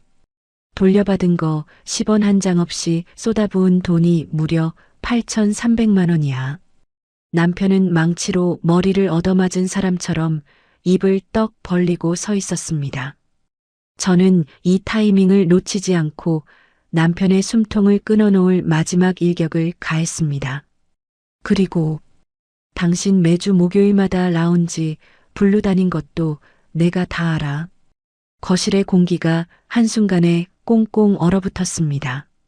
남편의 동공이 지진이라도 난 것처럼 미친 듯이 흔들리기 시작했죠. 뭐? 그게 무슨 소리야? 석 달 동안 거기서 긁은 돈이 230만 원이더라. 우리 집 형편이 안 좋다고? 딸내미 학원비 35만 원은 당장 끊으라고 난리를 치면서 당신은 룸살롱 가서 술 퍼마실 돈은 있었어? 남편의 낯빛이 순식간에 하얗게 질려버렸습니다. 그리고는 궁지에 몰린 쥐새끼처럼 세상에서 가장 비겁하고 구차한 변명을 늘어놓기 시작했습니다. 야, 그거 다 접대야. 회사 거래처 사장님들 접대하느라 어쩔 수 없이 간 거라고. 무슨 룸살롱에서 여자 끼고 논 것처럼 사람을 몰아가. 카드 명세서에 강남 룸살롱 라운지 부르라고 버젓이 다 찍혀 있어. 당장 인터넷 검색창에 쳐봐. 거기가 밥 먹는 데인지 술집인지. 아무 말도 하지 못한 채 파들파들 떨던 남편이 기어이 최악의 한마디를 내뱉었습니다. 남자는 원래 밖에서 사회생활 하다 보면 다 그런 곳 갈 수도 있는 거야. 그게 뭐 대수라고 사람을 쥐잡듯이 잡아. 저는 그 어이없는 대답에 오히려 차분하게 고개를 끄덕였습니다. 이 인간의 바닥은 정말이지 끝이 없다는 걸 깨달았거든요. 알겠어. 남자는 사회생활 하다 보면 원래 다 그런 거구나. 남편은 제가 수긍하는 줄 알고 안도의 한숨을 내쉬려는 찰나였습니다. 저는 남편의 두 눈을 똑바로 응시하며 가장 또렷하고 서늘한 목소리로 말했습니다. 당신 말이 맞아. 남자는 다 그럴 수 있지. 그럼 나는 안 그럴게. 우리 이혼하자. 뭐? 이혼? 남편은 제 입에서 나온 이혼이라는 단어에 어이없다는 듯 실소를 터뜨렸습니다. 마치 제가 아주 실없는 농담이라도 한 것처럼 비웃는 얼굴이었죠. 야, 너 지금 홧김에 흥분해서 아무 소리나 막 던지는 거지? 자고 일어나서 내일 아침 되면 또 언제 그랬냐는 듯이 밥 차려줄 거잖아. 그냥 대충 넘어가자. 아니, 나 지금 그 어느 때보다 제정신이고 진심이야. 이미 변호사 선임도 다 끝냈어. 그제야 남편의 비아냥거리던 표정이 싹 굳어졌습니다. 비웃음이 거친 얼굴에 당혹감과 두려움이 스멀스멀 올라오는 게 뻔히 보였어요. 변호사? 네가 무슨 수로? 언제 그런 걸 다 만났다는 거야. 2달 전부터 조용히 다 준비했어. 우리 집 재산분할부터 애들 양육권이랑 당신이 줘야 할 위자료까지. 법적으로 어떻게 되는지 이미 상담 싹 다 끝냈어. 남편이 믿을 수 없다는 듯 뒷걸음질을 쳤습니다. 너 진짜 돌았어? 고작 장인어른 20만 원 준 것 때문에 앙심 품고 이혼까지 하겠다고? 그게 말이 돼? 저는 하도 기가 막혀서 피식 헛웃음을 흘렸습니다. 그깟 20만 원 때문에 이러는 게 아니야. 내가 짐승처럼 꾹꾹 참아온 내 지난 20년 때문이야. 지금 도대체 뭔 소리를 짓거리는 거야. 20해 동안 당신네 시댁 식구들한테 쏟아부은 8,300만 원. 그 중에서 단 10원짜리 하나 돌아온 거 있어?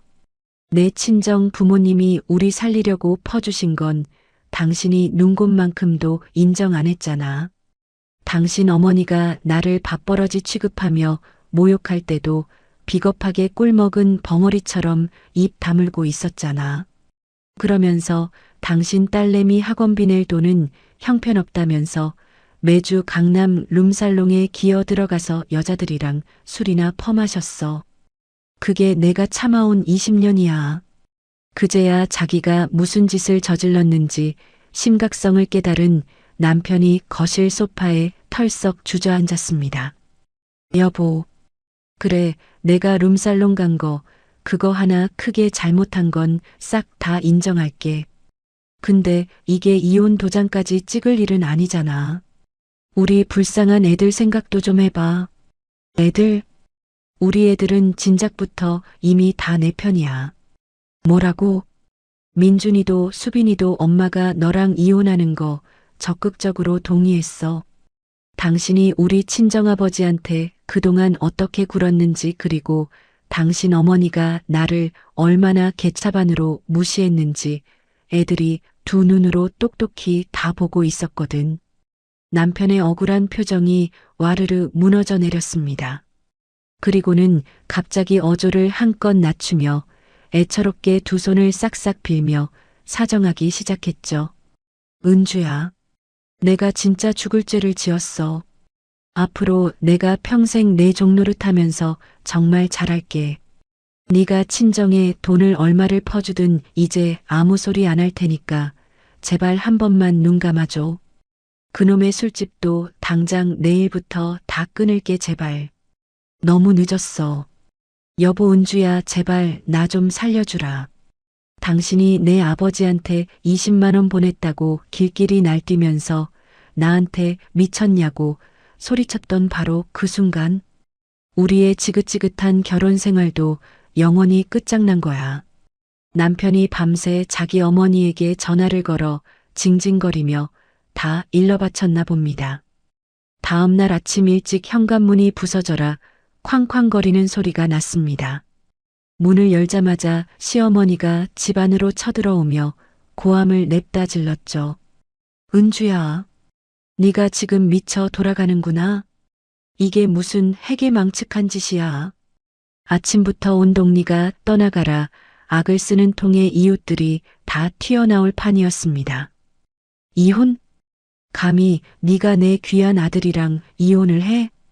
우리 재혁이가 어디가 어때서 네가 먼저 이혼 타령이야. 어머니, 동네 사람들 밖에서 다 듣습니다.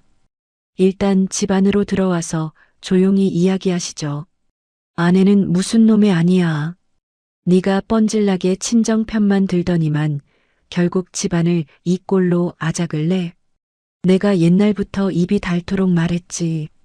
친정 구석 쳐다보는 년은 시집살이 똑바로 못한다고. 현관문을 열어둔 채 삿대질을 해대는 시어머니를 저는 억지로 거실 소파로 밀어 앉혔습니다. 그리고 아주 차분하고 냉정한 목소리로 또박또박 대꾸했습니다. 어머니, 제가 지금 왜 이혼 도장을 찍으려고 하는지 그 진짜 이유를 똑똑히 들으실래요? 난 니년이 지어내는 핑계 같은 거 하나도 안 들을 거다. 어디서 며느리가 이혼이야. 우리 집안 체면이 있지 절대 안 돼. 그럼 제 입으로 똑똑히 읊어드릴게요. 시동생 사업한다고 가져가서 안 갚은 돈 1,300만 원.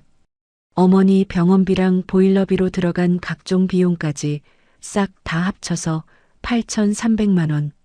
그리고 무엇보다 되게 훌륭하신 아들이 매주 꼬박꼬박 출근 도장 찍던 강남 룸살롱 비용까지.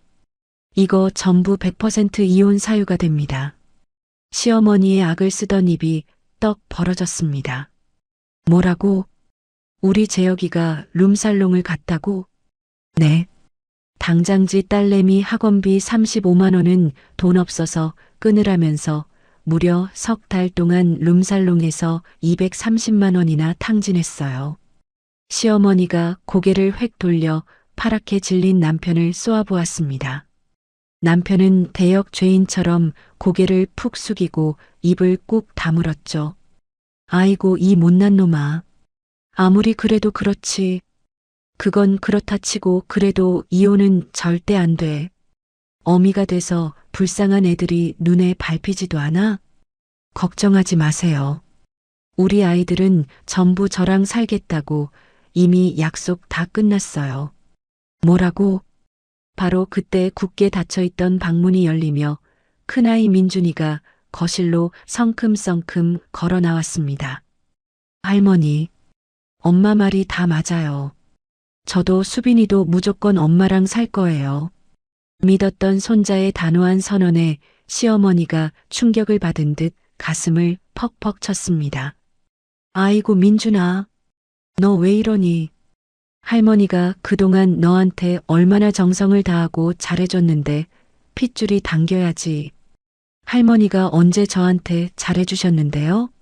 저는 할머니한테 명절날 용돈 한 번 제대로 받아본 기억이 없어요.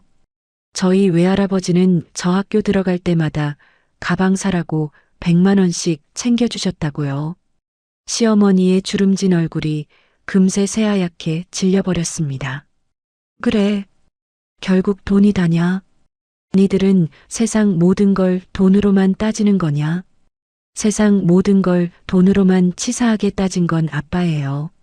외할아버지 생신 축하금 20만 원 가지고 길길이 날뛰면서 미쳤냐고 한 게 아빠잖아요. 18살 손자의 뼈를 때리는 일침의 시어머니는 꿀먹은 벙어리가 되었습니다. 할 말이 없어지자 시어머니는 마지막으로 아주 비열한 협박 카드를 꺼내 들었죠. 은주야, 네가 그래봐야 여자 혼자 몸으로 애들 데리고 나가서 좋을 거 하나도 없어. 우리 재혁이가 독하게 마음먹고 양육비 한 푼 안 주면 네가 무슨 수로 버틸래? 비싼 변호사 비용만 허공에 다 날리고 거리에 나앉을 거다. 저는 그 얄팍한 협박에 코웃음을 치며 여유롭게 미소를 지었습니다. 어머니, 법은 어머니보다 제가 훨씬 더 잘 알아요.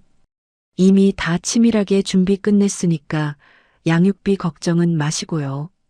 그리고 저 시동생한테 빌려준 피 같은 우리 돈 1,300만 원. 그 돈은 내일 당장 법적 조치 들어가서라도 악착같이 다 돌려받을 겁니다. 제 무서운 경고에 시어머니의 안색이 순식간에 죽은 흙빛으로 변해버렸습니다. 협의 이혼으로 조용히 끝내보려던 제 마지막 배려는 산산조각이 났습니다. 남편은 끝까지 자기 잘못을 인정하지 않고 버티더군요.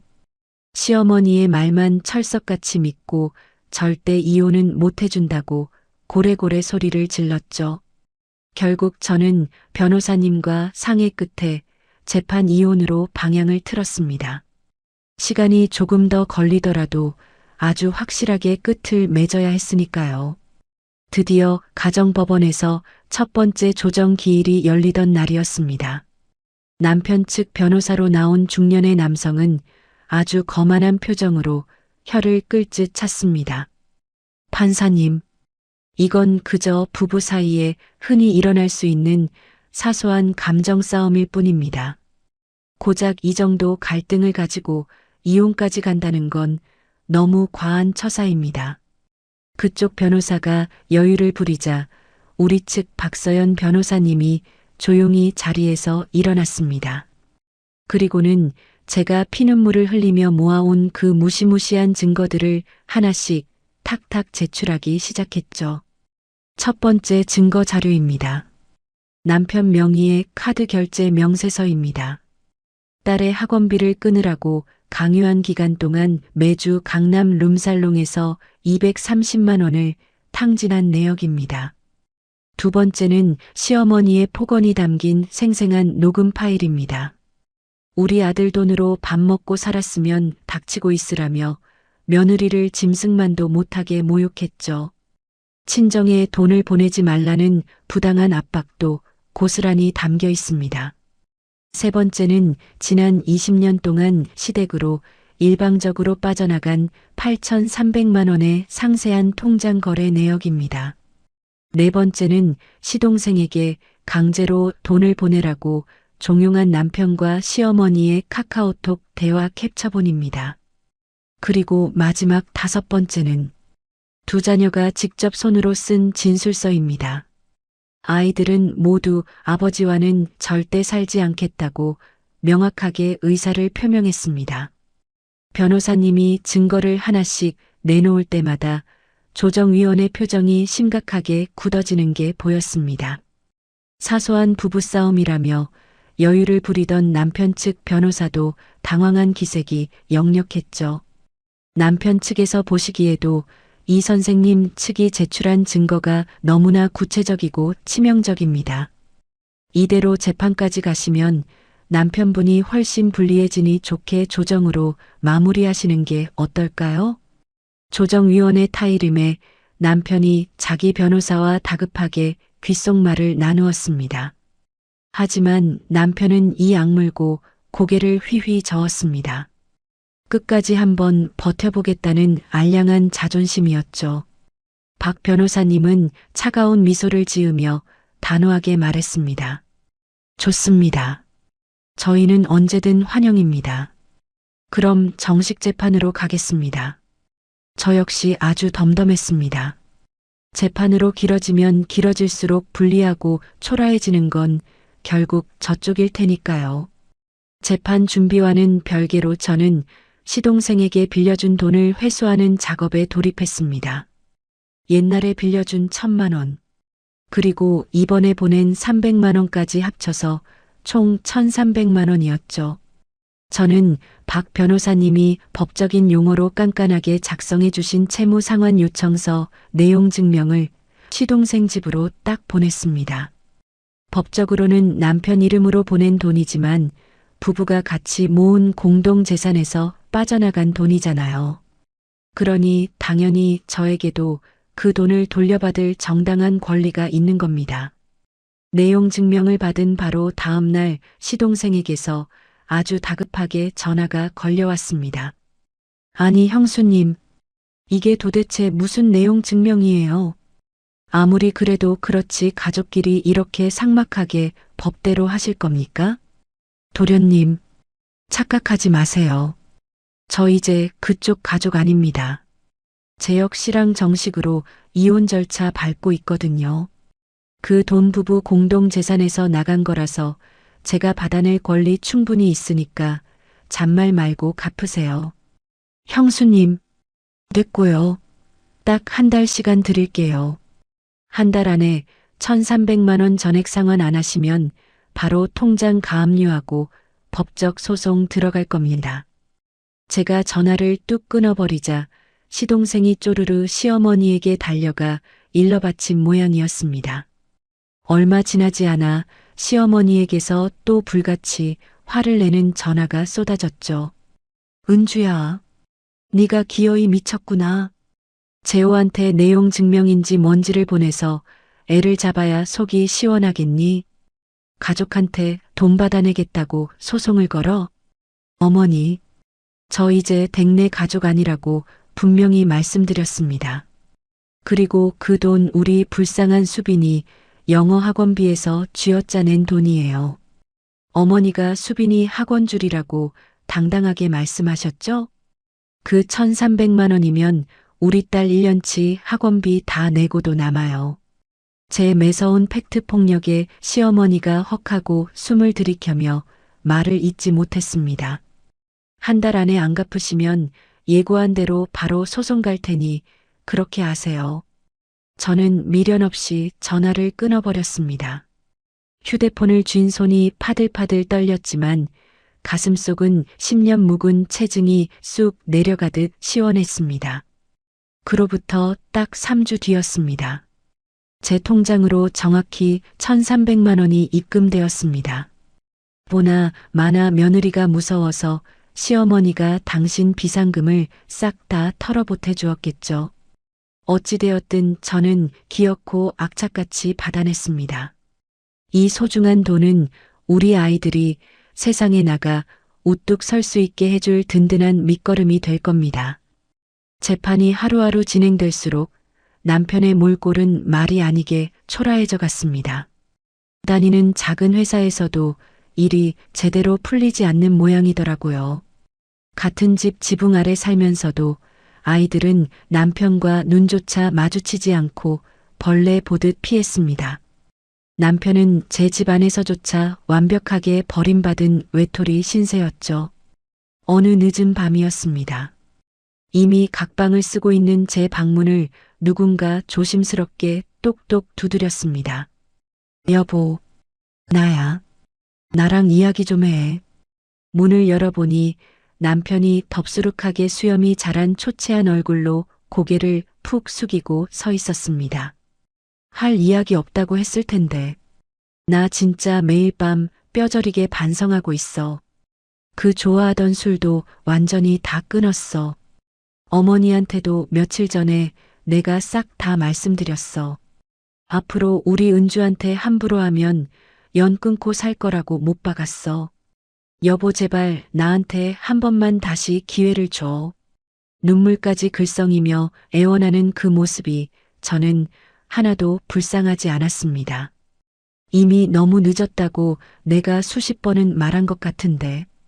은주야, 우리 같이 산 세월이 무려 20년이야. 어떻게 그 긴 20년을 하루아침에 이렇게 잔인하게 버려? 저는 남편의 가슴에 쐐기를 박듯 아주 차갑고 단호하게 내뱉었습니다. 그 20년을 헌신짝처럼 버린 건 내가 아니라 당신이야. 20년 동안 뼈 빠지게 고생한 내 부모는 깡그리 무시하고 당신네 시댁 식구들한테만 퍼준 것도 당신이야. 그 끔찍한 20년을 내가 이 악물고 참아준 거라고. 여보 제발. 마지막으로 딱 하나만 묻자. 당신 어머니가 나보고 밥 먹고 살았으면 그 정도는 닥치고 하라고 했을 때 당신 옆에서 대체 왜 아무 말도 안 하고 가만히 있었어? 남편이 꿀먹은 벙어리처럼 입을 뻐끔거리며 아무런 대답도 하지 못했습니다. 당신은 20년 동안 단 한 번도 내 편에 서준 적이 없어. 단 한 번도 나를 지켜주지 않았다고. 그게 내 대답의 전부야. 저는 남편의 변명 따위는 들을 가치도 없다는 듯 매몰차게 방문을 쾅 닫아버렸습니다. 닫힌 문 너머로 남편이 한참 동안이나 고개를 떨구고 서 있는 기척이 느껴졌습니다. 지옥 같았던 4개월간의 기나긴 소송이 드디어 끝이 났습니다. 가정법원 재판장님 입에서 최종 판결이 내려지던 그 순간을 저는 평생 잊지 못할 겁니다. 판사님은 제가 제출한 모든 증거를 하나도 빠짐없이 완벽하게 인정해 주셨죠. 남편이 룸살롱을 들락거리며 부정한 짓을 저지르고 돈을 탕진한 점, 시어머니가 며느리에게 씻을 수 없는 모욕과 부당한 대우를 한 점, 친정아버지 생신 축하금 20만 원에는 길길이 날뛰면서 시댁에는 빚까지 내가며 퍼준 경제적 불균형까지 모두 말입니다. 혼인을 계속하기 어려운 중대한 사유가 남편 쪽에 있음이 법적으로 명백하게 증명되었습니다. 가장 중요한 재산분할 판결이 이어졌습니다. 아파트 순자산 4억 원 중 60%인 2억 4천만 원을 원고인 아내에게 지급하라. 20년 동안 제가 피땀 흘려 일한 기여도와 시댁으로 억울하게 빠져나간 막대한 돈, 그리고 남편의 방탕한 유흥비 낭비까지 전부 고려해서 제가 훨씬 더 많은 몫을 가져오게 된 겁니다. 아이들의 양육권 역시 당연히 저에게로 돌아왔습니다. 자녀들이 법원에 직접 제출한 진술서가 아주 결정적인 역할을 했거든요. 남편은 우리 아이들이 대학교에 입학할 때까지 매달 150만 원의 양육비를 제 통장으로 꼬박꼬박 꽂아 넣어야 합니다. 거기에 제가 그동안 받은 정신적 고통에 대한 위자료 2천만 원까지 추가로 받아냈죠.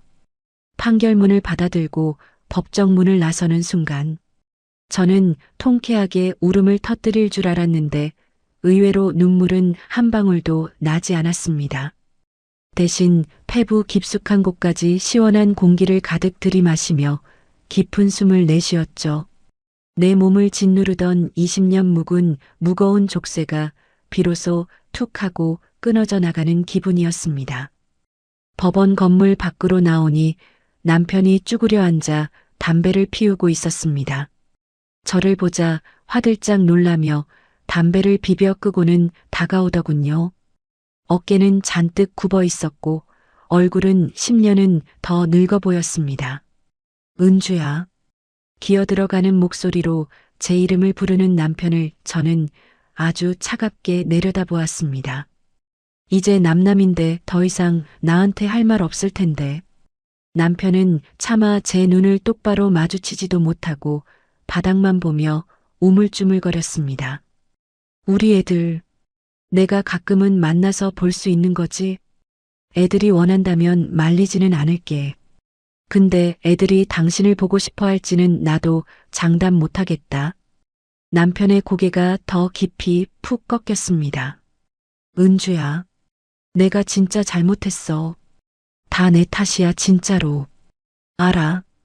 당신 잘못인 거. 근데 그 알량한 사과를 20년 전에 미리 했어야지. 이제 와서 후회해봤자 이미 엎질러진 물이야. 저는 미련 없이 획 돌아서서 뚜벅뚜벅 법원 계단을 걸어 내려왔습니다. 뒤에서 남편이 훌쩍이는 소리가 들렸지만 저는 단 한 번도 뒤돌아보지 않았습니다. 이혼이 완전히 법적으로 확정되고 며칠 뒤였습니다. 모르는 번호로 전화가 와서 무심코 받았더니 시어머니였습니다. 아니, 이제는 남이 된 늙은 노인네일 뿐이죠. 은주야, 너 진짜 피눈물 흘리며 땅을 치고 후회할 거다. 배운 거 없는 늙은 여자 혼자서 애들 데리고 사는 게 얼마나 끔찍하고 무서운지 네가 아직 세상 물정을 모르는구나. 전화를 걸자마자 끝까지 악담을 퍼붓는 그 목소리에 저는 오히려 헛웃음이 터졌습니다. 어머니, 걱정해 주시는 건 고마운데요. 저 지난 20해 동안 사실상 남편 없이 저 혼자 벌어서 애들 다 키우고 살림했어요. 앞으로 닥칠 일도 예전이랑 달라질 거 하나도 없이 똑같으니까 신경 끄세요. 수화기 너머로 시어머니가 숨을 헐떡거리며 당황하는 소리가 들렸습니다. 그리고 어머니, 제가 당신 며느리로서 마지막으로 이 말씀은 꼭 드리고 싶네요. 뭐가 어쩌고 어째. 저 시집 와서 당신 아들 돈으로 밥만 축 내며 기생충처럼 산 적 맹세코 단 하루도 없습니다. 제 월급 꼬박꼬박 통장에 바쳤고 명절마다 뼈 빠지게 일했고 어머니 병원비까지 제 손으로 다 내드렸잖아요. 그런데 저한테 밥 먹고 살았으면 닥치고 있으라 하셨죠? 그 잔인하고 모욕적인 말씀 저는 죽을 때까지 절대 잊지 않을 겁니다.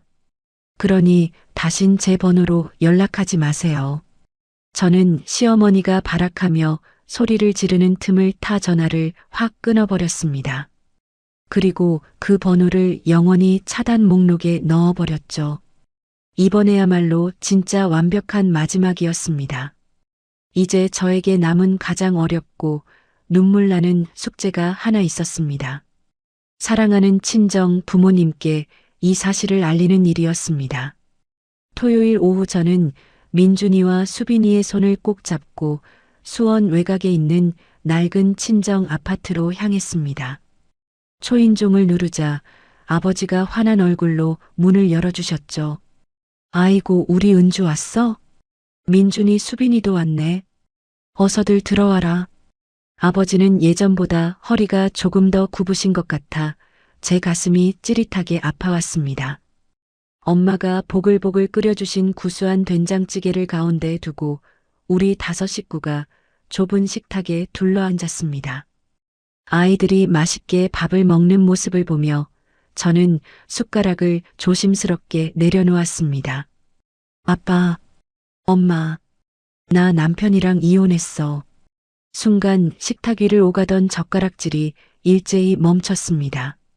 아버지의 탁한 두 눈이 찢어질 듯 커지며 흔들렸습니다. 뭐라고? 이혼을 해? 그게 무슨 소리야 대체? 그렇게 됐어, 아빠. 자세한 속사정은 나중에 천천히 다 말씀드릴게. 근데 아빠, 엄마 정말 미안해. 못난 딸이 걱정만 끼쳐서 미안하고 그동안 우리 가족 살리려고 도와준 거 진짜 너무너무 고마워. 아버지의 주름진 눈가에 붉은 물기가 빠르게 번져나갔습니다. 은주야, 네가 뭐가 미안해. 애비가 돈이 없어서 넉넉하게 우리 딸 안 굶기고 더 많이 못 도와준 게 천추의 한이지. 아니야, 아빠. 아빠가 우리한테 그동안 해주신 거 내가 1,000만 원어치도 제대로 못 갚았어. 근데 나 이제부터 우리 애들이랑 보란 듯이 진짜 잘 살 거야. 그러니까 절대 속상해하지 마. 엄마가 밥을 먹다 말고 제 손을 꽉 쥐며 소리 없이 눈물을 뚝뚝 흘리셨습니다. 그때 우리 민준이가 자리에서 일어나더니 외할아버지의 굽은 등을 꽉 끌어안았습니다. 외할아버지, 저 나중에 대학교 가면 돈 많이 벌어서 할아버지 용돈 팍팍 드릴게요. 저희 엄마 제가 지킬 테니까 걱정하지 마세요. 아버지가 그제야 껄껄 웃으시며 굵은 눈물을 훔치고 민준이의 머리를 쓰다듬으셨습니다. 그래, 우리 듬직한 장손 민준이. 공부 열심히 해서 훌륭한 사람 되어야지. 수빈이도 자리에서 일어나 훌쩍이는 외할머니의 목을 꼭 끌어안으며 애교를 부렸습니다. 할머니 울지 마세요. 우리 엄마 이제 맘고생 안 하고 제가 진짜 행복하게 해줄 거예요. 그날 낡고 좁은 친정집 식탁에서 우리 다섯은 정말 오랫동안 소리내어 웃고 또 울었습니다. 이게 진짜 가족이구나. 조건 없이 서로를 보듬어주는 이게 바로 진짜 내 가족이구나. 그 따뜻한 온기가 제 텅 빈 가슴을 빈틈없이 꽉 채워주고 있었습니다. 지옥 같았던 이혼 소송이 끝나고 어느덧 1년이라는 시간이 훌쩍 흘렀습니다. 우리는 넓었지만 숨이 턱턱 막히던 그 아파트를 미련 없이 싹 정리했습니다. 법원에서 분할받은 제 몫의 돈으로 작지만 깨끗하고 햇살이 아주 잘 드는 투룸 전세를 얻었죠. 그리고 남은 돈은 훗날 우리 아이들 대학 등록금에 보태려고 은행에 꽁꽁 묶어두었습니다. 1년 사이 우리 가족에게는 정말 많은 기적 같은 일들이 일어났어요. 가장 기쁜 소식은 우리 장남 민준이가 수능을 아주 훌륭하게 치러냈다는 겁니다. 민준이는 며칠 전 서울에 있는 번듯한 국립대 경영학과에 당당히 합격했습니다. 휴대폰 화면에 뜬 합격 통지서를 보며 우리 세 식구는 거실에 끌어안고 펑펑 눈물을 쏟아냈죠. 수빈이 역시 그토록 원하던 영어 학원을 한 번도 쉬지 않고 꾸준히 다녔습니다.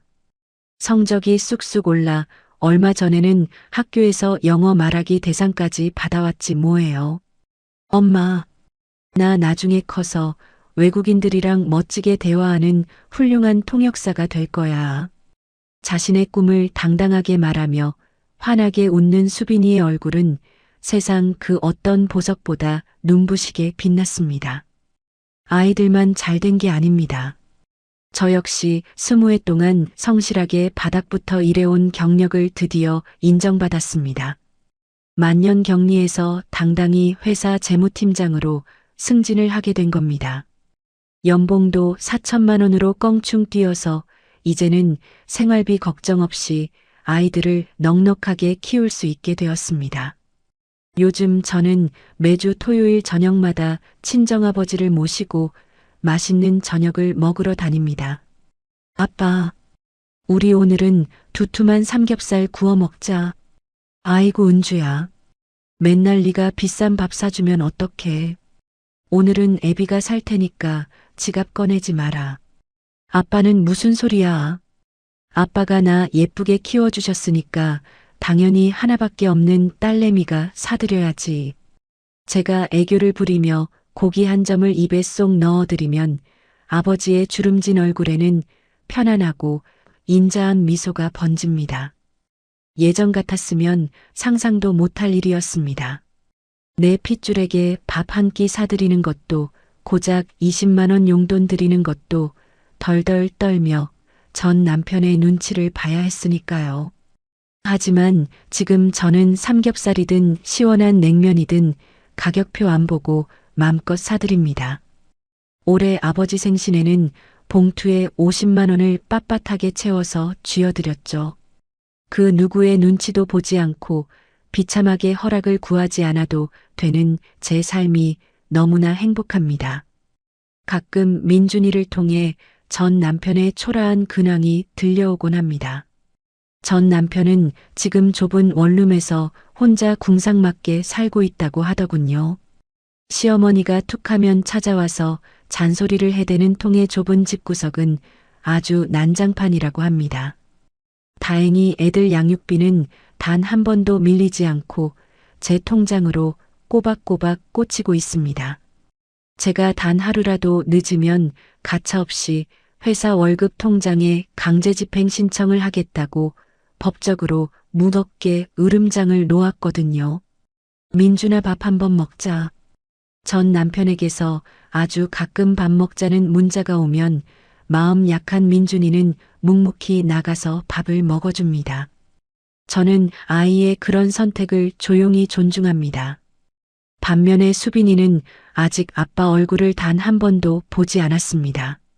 엄마, 나는 아빠가 우리 외할아버지랑 엄마한테 한 짓 생각하면 아직도 용서가 안 돼서 만나기 싫어. 수빈이의 그 단호한 마음 역시 저는 100번 1000번 존중하고 이해합니다. 어느 평화로운 평일 점심시간이었습니다. 저를 구렁텅이에서 꺼내준 은인 같은 직장 선배 정미 언니와 커피를 마시고 있었죠. 은주야, 너 요즘 얼굴에서 아주 광채가 나고 환해졌다. 어머, 그래 언니? 내가 요즘 마음이 편해서 살이 좀 올라서 그런가 봐.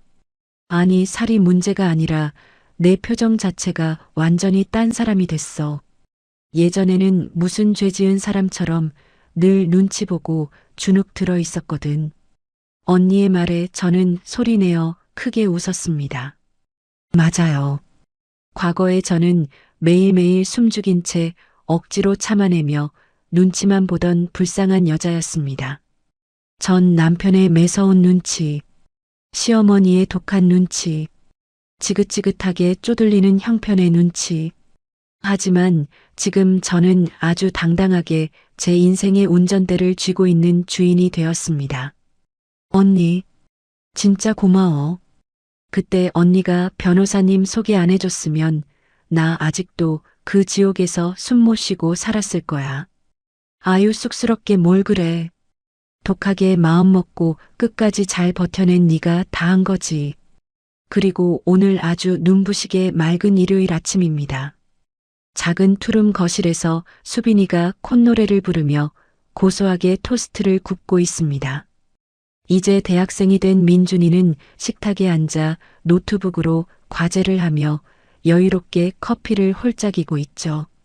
엄마, 식빵에 딸기잼 발라줄까 아니면 블루베리잼으로 할까? 엄마는 상큼한 딸기잼. 환하게 열어둔 창문 너머로 따뜻한 봄볕이 거실 한가득 쏟아져 들어옵니다. 베란다에 놓인 작은 화분 속 허브 잎사귀들이 초록빛으로 반짝반짝 빛나고 있네요. 그때 제 휴대폰이 징동하고 경쾌하게 울렸습니다. 사랑하는 친정아버지였습니다. 우리 예쁜 딸 은주야.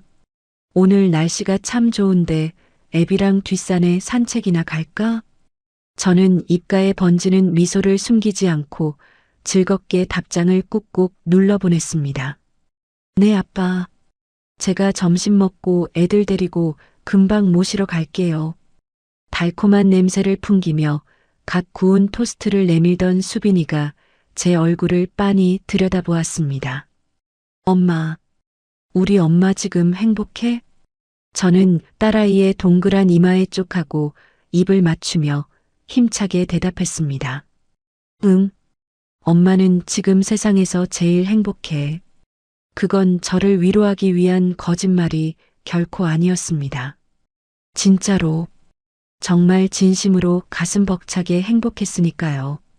억울하고 원통했던 20년을 미련하게 참고 또 참았습니다. 결국 친정아버지의 생신 축하금 20만 원이 제 인생을 뒤바꿀 강력한 방아쇠를 당겨주었네요. 스스로 알을 깨고 나온 지금, 저는 비로소 누구보다 아름답고 눈부신 완전한 자유를 얻었습니다.